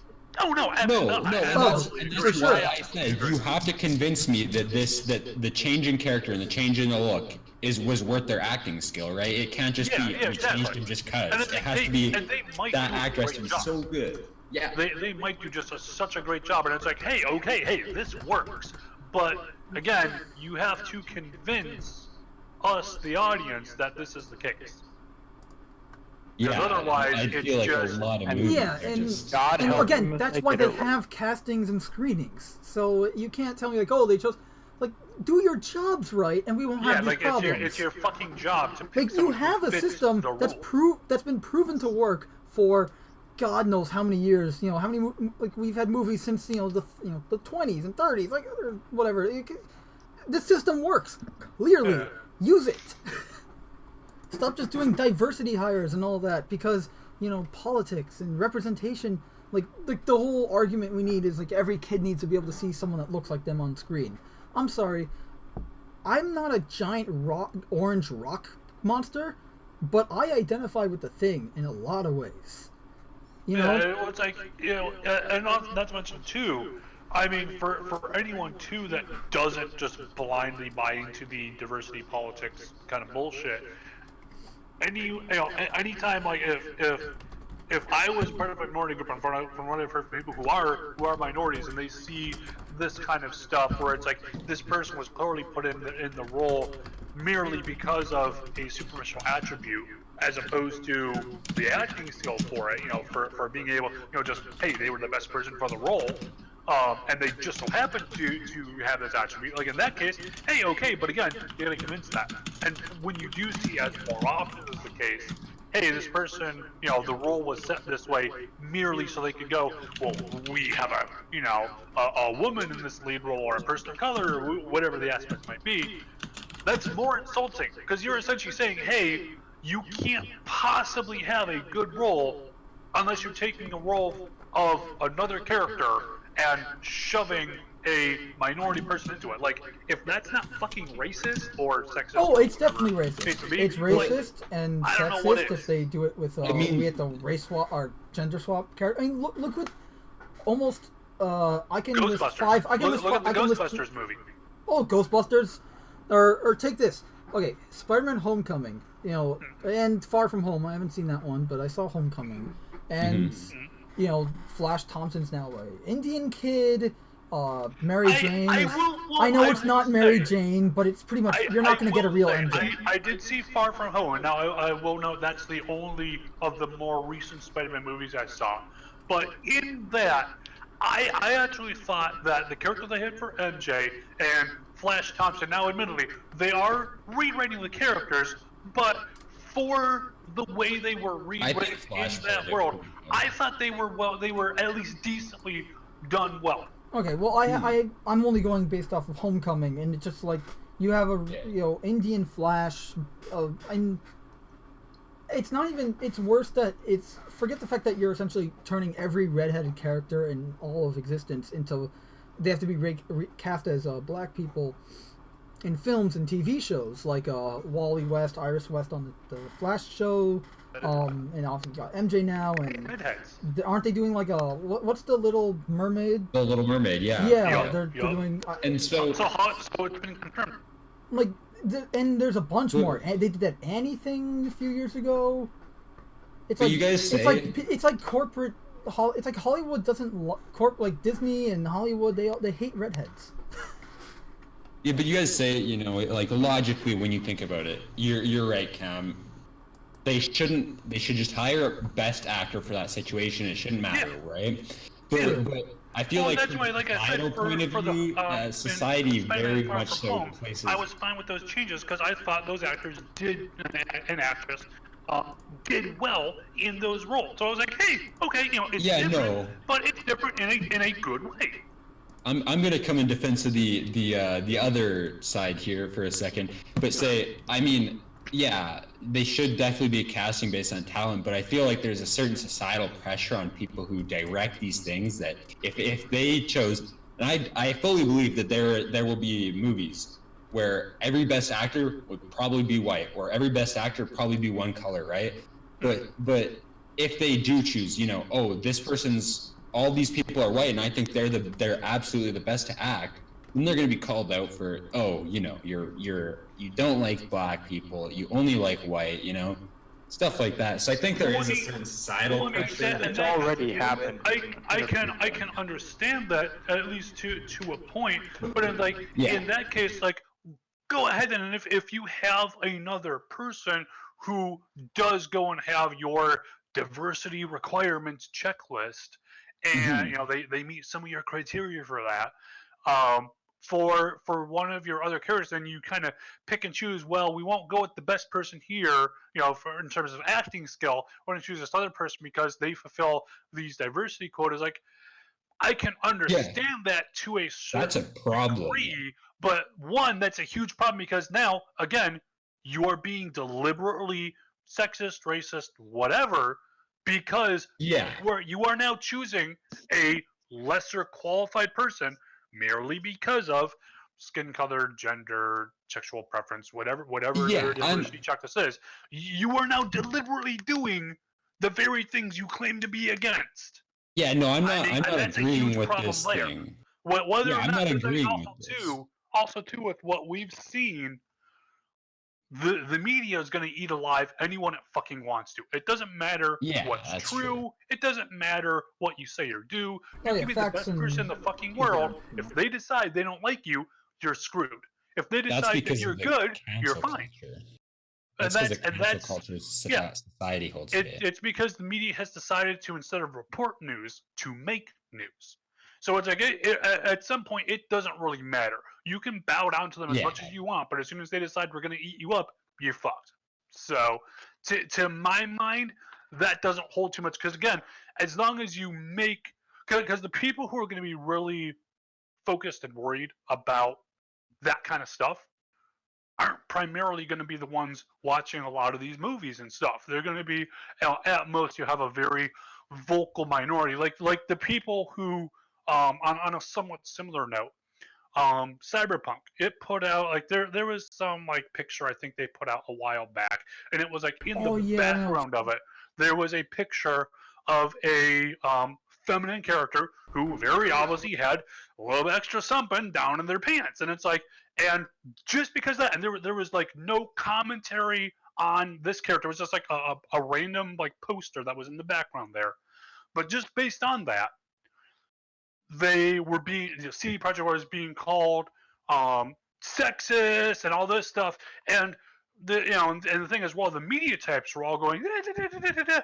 all of the fans, so the people who are going to be actually buying the game, are all going, what the fuck are you guys smoking? Yeah, whatever. It's literally just a background character here, and then CD Projekt Red was like, well, hey, there's going to be people of all types in the world, right? Because it's like we don't just have, even nowadays, we don't just have, as you, the media, are saying, we don't just have male and female anymore. So why wouldn't there be ads and all this stuff targeting all peoples of all types? So wait, I'm so confused as to how that would be considered transphobic then, because that's just like you said, it's inclusion. It's literally it's including. It's and the funny thing is they're not going around parading saying, hey, we have trans people. It's literally a background character that's meant to literally. It's like its very base level inclusive you can really be. It's not. Look, I have it on screen here. It's just an ad in the game. Base level. It's just an ad in the game. That's it. Yeah, and it's like this to me, that's a huge amount of inclusivity, because it's not focused in the actual picture. That was part of the background of it. So it's like it's not drawing all of your attention. No, to it's one normalizing character. it. It's going, that's normal. It's literally just, This is the actual that's picture. normal. That was just a zoomed up. That's normal in the world of cyberpunk, so I don't understand and how it's like, that can be considered to me, transphobic. it's like that's the perfect amount of inclusivity, because you're saying it's there. You aren't going, look at it, it's right there. Like, no, you aren't doing that. It's just, hey, it's there, it's an ad. It's not like it's a cutscene, and all of a sudden this image flashes in your face, and then it continues. Yeah, I'm like, to me, that's inclusivity. That's exactly what you want. But like I said, the media types will eat alive anyone they want to, and the fans, by and large, were like, "What the fuck are you guys smoking, media? This is fine. What the fuck are you doing?" Yeah, and it's like, the people who will buy the product are just like, what's the fuss about? Then it's only the people who won't really care about the product that are going. No, those people, they're saying, "Oh, controversy, ad revenue." Yeah, that's true. That's true. They're like, "Can I get somebody to click this?" Also, pretty much, yeah. by the way, And back to Halo. So I was telling you, here's that article that tells you the story, or like the premise actually. So like here's telling you like Spartan Vanek 134 is going to be essentially he's the new Fred, and then you have and I'm like, why are here's they the new blue team? Come on, here's the new I would love to see why am I fucking clicking on her blue name? team on screen. Not Kelly, 058. Who's Linda, right? And then here's Kelly. Yeah, and it's just like, come on, just give me fucking blue team. Come on. I'm trying to see where, I forget where it was, but they said something about how there's going to be a girl, like a little girl, who was raised by the Covenant to hate humans. And that's fucking bullshit. That makes like, no sense at all. The Covenant would not go and raise a human. The Covenant would kill a human. Despise humans. That's their whole shtick. That's why there's a war, because they want to obliterate all humans. We're an affront to their religion. Unless they're changing the entire reason for the war. In the actual books, the idea of it was that when they found, I believe, Harvest was the first planet that was found by the Covenant. Yeah, and originally there was somewhat peaceful interaction because I believe it was a brute ship. Or there might have been an elite ship involved too. I believe there was, but yeah, I think the original, the initial party was a brute. So and their scanners showed all of these Forerunner relics. Well, what was actually showing up as relics, this Forerunner symbol, was actually humans, implying that humans are or are descendants of the Forerunners. Oh yeah, that's what I always got up until 343. They were terrified. The brutes who were they dispatched to high command, they were fucking terrified by this because that means, well, hey, we now have someone who essentially, if this information got out, they will take control of the Covenant based on their doctrine and everything else. So they're like, okay, we have to kill them all to retain, because it's all about power and control. They to retain their power, they have to kill all the humans because they can possibly expose their lie, which they do, and that's how the war ended. Yeah, of course. Spoiler for Halo 3. And because of that, of course, we have the war going on. That's why those who are in the know would immediately kill any humans because they know, and those who aren't in the know would be believing, of course, that, well, hey, humans are these heretics and have to all die. They are our direct enemy against the path, the way. And so either way you look at it, no matter who you are, no matter what info you have, you're gonna fucking kill humans. It makes zero fucking sense for them to, oh, we're gonna raise a pet human. No. Yeah, that's kind of weird. It makes zero sense. There's so much, so much. Like to me, I find it close in my. I mean, look, the show can still be good. It could be, it can but still be good. To me, what it says is you have someone who they asked someone else who had knowledge of the Halo universe in the books, and they said, "Okay, got it. Okay, what we're going to do is we're going to go and make it so the Covenant are actually these tree-huggy guys, and these people are all going to be changed over here because I like these people looking better. And then over here we're going to have some fluffy shit." And it's just someone who saw what the Halo universe was and then said, we're going to fuck all that up and make my own story. Like it's like Yeah. bad fucking fan fiction is what it's Oh reading. yeah, and it sucks because especially since Halo has such a rich story, which is why I'm so interested in it now. It's just Well, and they've been has such a saying rich we're going to do story. a Halo The books are TV great. series, Halo movie. They've been saying that for fucking years. Oh my god, and they shit. well we have District 9 instead of a Halo movie. Remember because Yeah, I but forget the I'd still like to director's see an name. But he was going to actual- make a Halo movie, but then I it mean, didn't like, go I through, remember- and then he just made District 9 instead. And Well, I remember the little short videos they put out leading up to Halo 3. oh my the god, live those are action so good. shit. That shit. Specifically like Landfall. seriously, and it's like even I would love to see not even involving the Spartans, just some shit involving. Oh you yeah, know, I want to see an ODST kind of TV yeah, show. like or some movie. ODSTs, Like just focus or on even the just ODSTs. some like regular Marines, some stuff like that would be set in that same style. That'd be awesome, because then you can have as many fucking diversity characters as you want. You can have the entire fucking platoon be gay. I don't give a shit. Write the story well. I don't care about anything else. Yeah. But when you're coming in and purposefully kicking everything over, shitting all over everything, and going, trust me, it'll be good. Like, after the first dozen times I've heard it, yeah, exactly, that one. Yeah, this after is- the this first is- dozen this is probably times the you hear, best live action hey, thing ever. trust me, it's going to be good. Sure, you might believe them. After that, fuck you. I don't and I think believe a it lot until of I fucking see companies it. are on that last chance right now. Like, I a mean, lot this of shit, companies this that we shit were- right here. Give me a movie based on this. Yeah, make this a movie, essentially. I mean, Yeah, not this because seriously, this will is be, them again, calling in. I don't care if they're all Cage fucking Q gay, to if get they're all the female, chief. they're all black. I don't give a shit.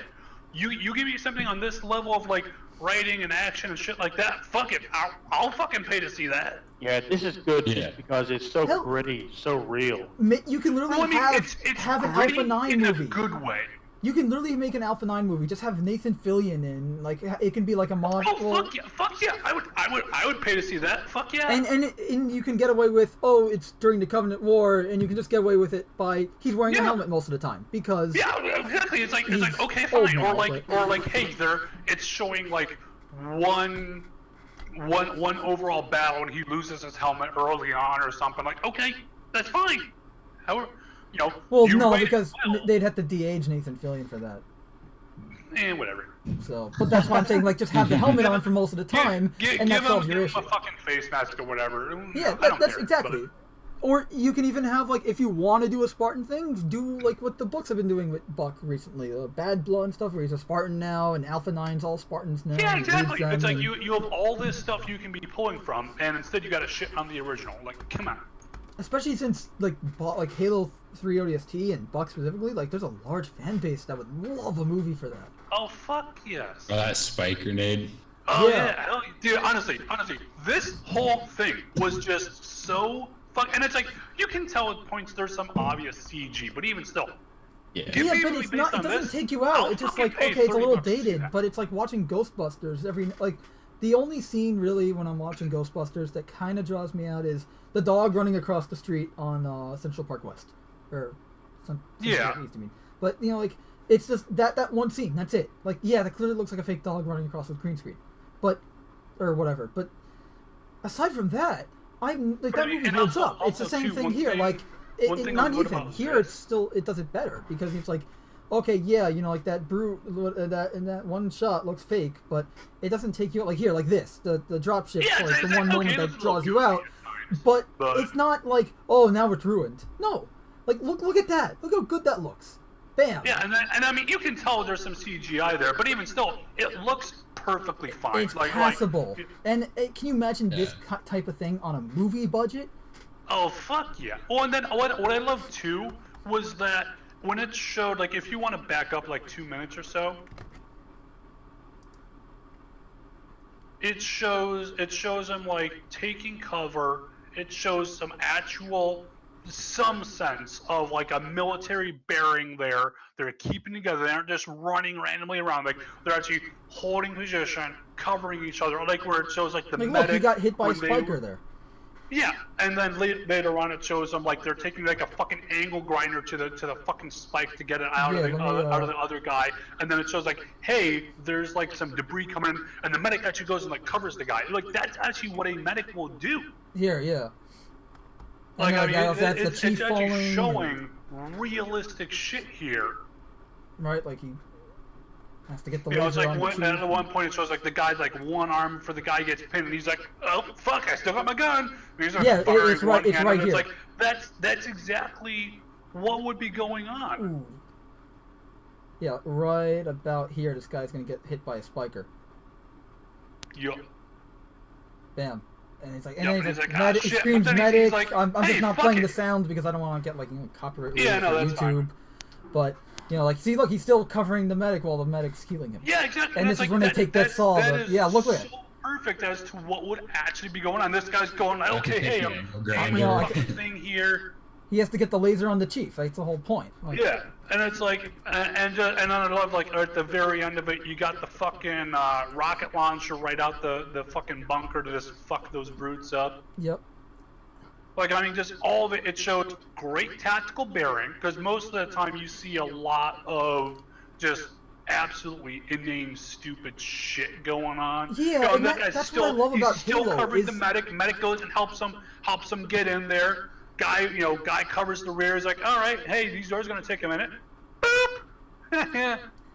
You I know, love that. the one But- thing that I'd be most interested about seeing Halo live action would be how they flip over the vehicles. Well, here's the thing. Like what's what I love about Halo is like Halo is still very grounded, yet it's such a like if you think about it, giant hula hoops that this what was the line from fuck Johnson? yeah. I don't care if they're God's own anti son of a bitch machine or a giant hula hoop. We're not gonna let them have it.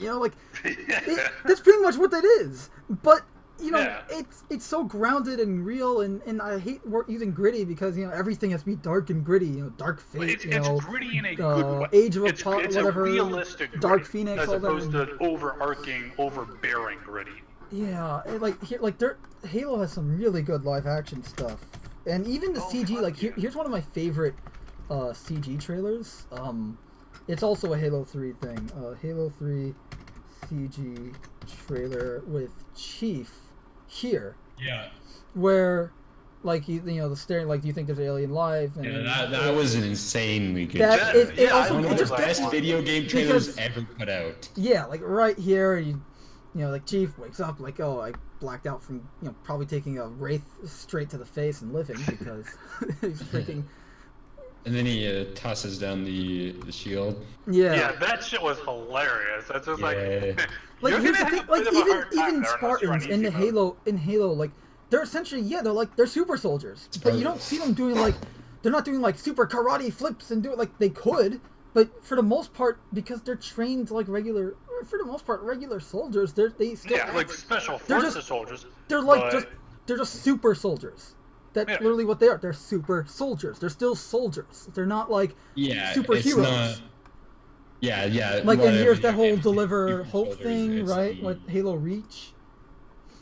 Oh yeah, this Like, one this was is really this good. is probably like how Kat lost her arm and got a metal arm.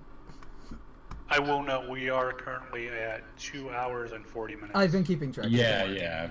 But yeah, also I wanted to get into like they also have the Nerf Halo gun that recently was announced for. So apparently this is That the shit's MA. stupid, but This is the MA40. So apparently that's the gun in it'd be Halo useful if Infinite. they went with a bullpup design, like a literal bullpup design. I'm so glad that they did Yeah, because rear ammo or rear magazine. No, because Boomco made a Halo thing too, and Boomco's Halo gun is so weird. Halo AR. It's fed through the side, here, Like that's just no. and like you keep Like, come on. spares in the back. I think is how it works. Yeah, There's what in the back? a Oh, spare magazine in the back. that's just no. Like come on. Whereas at least here, Yeah, they actually have it properly. Yeah. and through the back. Yeah. Yeah, sorry. Here, it's like it's fed in the back. It's supposed to be. I think it's electronic, but it's semi-automatic. But still cool. I mean, Oh hell and yeah. it's so it's also like so the gun is not the MA37. It's the MA40 in Infinite.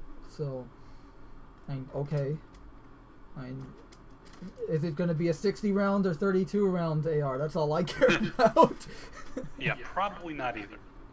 But yeah, like, and also like you have those live action trailers, and then you also had like just looking at the screenshot, like remember Blur made those CG cinematics for Halo 2 and Halo Wars 2. Yeah. Which are great. Those are some good cinematics. Yeah.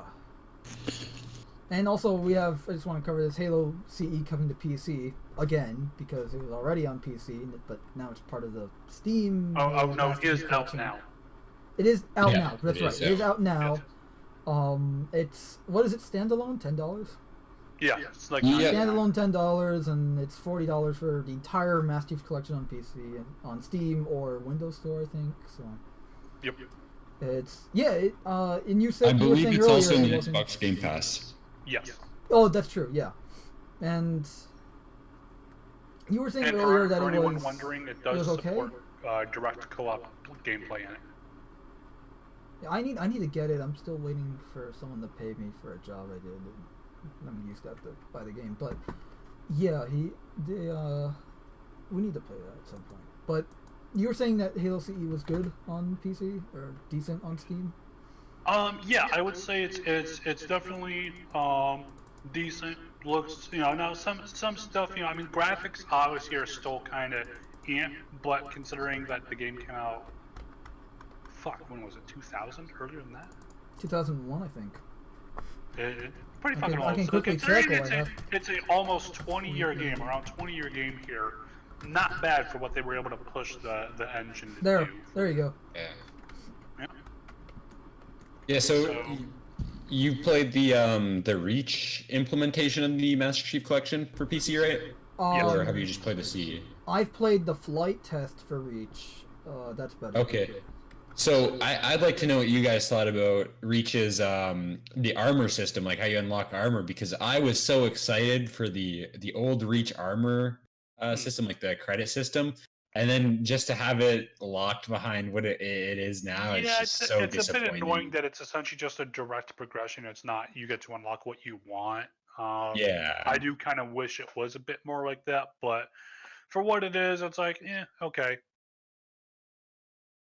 Yeah, so what it used to be was This is essentially it, a right? store where you had the credits, and then Yeah, I remember. depending that. on That was so the much level, you fun could buy because whatever. that getting back into what I was talking about earlier with customizations. Like I would literally play rounds and rounds to get the helmet I wanted and the chest I wanted and stuff like that because I wanted to make my Spartan look a certain way. And so now it's if the essentially thing you want is the last item you win. Like guess I you're remember, grinding for a I always while. wanted this helmet, so, the Grenader, so I was trying to get that. I remember for a while I was using one of this, I think CQC helmet. Yeah, the CQC helmet. But yeah, now I remember for the longest time trying to get Email's helmet from. Yeah, do they have it here? I wonder. Oh, they even have the. Yes, this is definitely not the Reach one I remember. And here's the Elite armor. Well, this was always just armor sets because. Yeah. So yeah, it was like their uniforms just for the essentially. Covenant and all that. So Are it was you like this war level business. now? And then that's a bit about what it is. Yeah. I mean, it was pretty cool when you see someone running around in like the field marshal or officer because like, oh damn, they grab. Yeah, or exactly, or in Halo 3. That's another thing. Like specific armors. When you it's have like, specific oh, wow, they armor actually did pieces, it shows, and when you're playing with other people, they see it and go, damn, that guy got that armor, stuff like that. And that's what I was tying in back to about what I said with microtransactions being only cosmetics. It's good if they're an addition, but if they replace it, then you're replacing stuff where, oh, they built towards this, they worked towards this, they did this, whether or not you don't have the time, the patience, the skill to do it, they did it, then, that's an achievement. Do they even have, like, what's your face? Like the Mark V, traditional Mark V helmet? Because if you remember, Chief, they had the Mark V, standard Mark V helmet, like the one Chief wears in CE, in Halo Reach, so. Whatever, I'll look it up some more time. But, yeah, the Halo stuff is interesting. I hope the show's good, but I'm not counting on it. I mean, Halo Infinite looks good, but we haven't really seen much outside of that one trailer. Yeah, turns out to be that's the opening cinematic, but still not a lot of information. So we assume it's the opening. No, they confirmed it. Oh, okay. So, but again, it's still not a lot to go on. So And I know a lot of people like nickname that guy Dustin Echoes. Thought that was kind of funny, but anyway, we'll move on. Let's cover Star Trek Picard, because I've been having a lot of fun ripping into this lately with other people. I'm gonna pass on this one because there's nothing I want to say about the show. Yeah, I don't watch Star Trek at all. I haven't. I tried sitting through the first episode and I couldn't. I really couldn't. And because they have it for free on YouTube, I just like, oh, watch it. At least see if it's any good. Nope. You know, and honestly, I haven't watched any of it, so at some point I am gonna get like 4 or 5 episodes deep and then make up my mind. Because sometimes they get better, but since I haven't seen it, all I've heard is negative feedback. I don't want to. Yeah, it seems to only be getting worse. As like I mean, I don't know how much until like they brought back Hugh from from TNG, and then they kill him off like in a pathetic way. Well, they had to, because how old is he now? And he's supposed to be in. I don't know. He was like a teenager or like a young adult in TNG, wasn't he? No, Q wasn't. Q was Hugh? like a middle-aged man. Wait, are we talking Hugh or Q? Hugh. Yes. Hugh. The Borg Hugh. Yeah. Oh, okay, never mind. The H, not the Q. Sorry. No, Hugh isn't on. No, Q isn't on it. Hugh is the Borg. Actually, they have Star Trek card. Hugh. Yeah. So yeah, I've got I got 10 minutes to run to the store before they close, so I'm gonna. I was gonna say, do you guys want to wrap it up real quick here? Or? Yeah. All right, I guess the last topic really we were going to cover was DC's 5G thing, where they're going to replace all the heroes,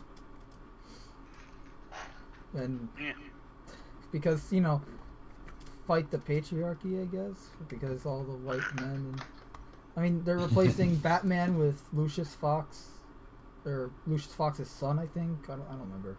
Yeah. I don't know. Lucius Fox's son is now going to be Batman, and Bruce is going to be like old Bruce Wayne, like a la Batman Beyond. And Superman's going to be Jonathan Kent, so at least, it's just going to be Superman's son, but what are you doing to Superman that he has to be replaced, It's like... And Wonder Woman's going to be one of the Wonder Girls, I don't remember which one, I think the second one. And, yeah, it's just like... Not looking good for DC, and if rumors are true, and this is a rumor. I mean, to be fair, right here, when has that looked good for DC? That's true, but I mean, their comics have been better than Marvel as of late. So. I was gonna say, as far as the cinematic universe goes, yeah, their movies and TV suck, but I mean, their comics have been definitely much better than Marvel, though that's not saying much. But this is essentially like DC's version of all new, all different Marvel, which is where they turned Iron Man into the black teenage little girl, 15-year-old girl, whatever, and they focused more on Miles Morales Spider-Man, and Falcon became Captain America. Well, I mean, I don't know, like the Miles Morales Spider-Man is one of the good ways of doing like diversity. Originally, sort of, because he was in an alternate universe, and the problem I have they had to kill off the Peter Parker of that universe. It's not like I it's get not like that, the but comic at the same started point as writing an alternate universe kind of thing, where it's like, this is the main story, this is a different story, and in this world, this is what happened. It's like, okay, I can buy that. I'm completely fine with that, because you're essentially going, this is a retelling. That's why it didn't bother me as much originally, because I could just ignore it. It wasn't, and like it bothered me a little because I did like Ultimate Spider-Man up until 2009 when he started getting a little weird because they couldn't run out of ideas. But that's the whole point is, if this was like we're doing another alternate universe like 1602 or Noir, which are both universes they destroyed when they made All New All Different. Or 2099, which is technically just the future, but it's just like, I don't know, like, and look, I didn't hate him in the Spider-Verse movie. Like, I finally saw that recently. It's good. I thought it was good. I enjoyed it, but I mean, again, I'm not a Miles Morales fan. I kind of despise the character because he's just Black Hispanic Peter Parker. Well, I mean, It's just from I hate what using this word, but it's just tokenized Spider-Man. from what I've seen of the other media of them, they have developed the character out pretty well into his own thing there. Yes, but my problem is they had to they replaced Peter Parker with him. Again, only in that sub universe. And if that's True. how you want to tell the story, that hey, this isn't the main story, but this is a side story retelling where this is what happened.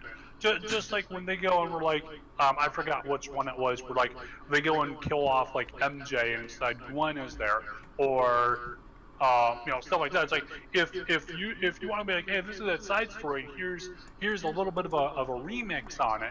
Here's how it goes. Okay, as long as again you then go and flesh out and develop your characters, that can be really interesting because it's kind of showing us a deeper aspect, a different aspect of that same world in a different way. I mean, like for instance, it would if there was a multiverse thing in Star Wars, it would be really interesting to see a world of Star Wars where Anakin had stayed true to the light side. He hadn't gone and became a Sith, and instead, like Darth Maul, like you still had the Empire kind of growing into its thing, and instead you had Darth Maul being the apprentice, or something like that. It'd be like, okay, it isn't quite the main story here, but let's see how it goes. If they write it well, it could be really interesting. If they write it poorly, it's still going to be shit, of course. But So Yeah. I don't think we really talked about it, but how do you guys want to wrap this up with just like? all right, goodbye. No. Well, well, we don't have any comments to read, so that does save us time, I guess. But I guess this channel will this video will be uploaded to YouTube later. I'll put I think I linked it in chat in case someone will want this later. All available links will be available in the available places. Yeah. Yes. There's the Correct. link to the YouTube and. Do we just want to do a? I don't know. Like, I guess We end this? I'm Coolio. This is me saying bye. I don't know. So what we'll do is we'll all go and leave, and then in the video we're gonna have a cool little outro animation to be There you shared go. at the determined time. So this is the Mandalorian Shadows signing off. Yep. See you later.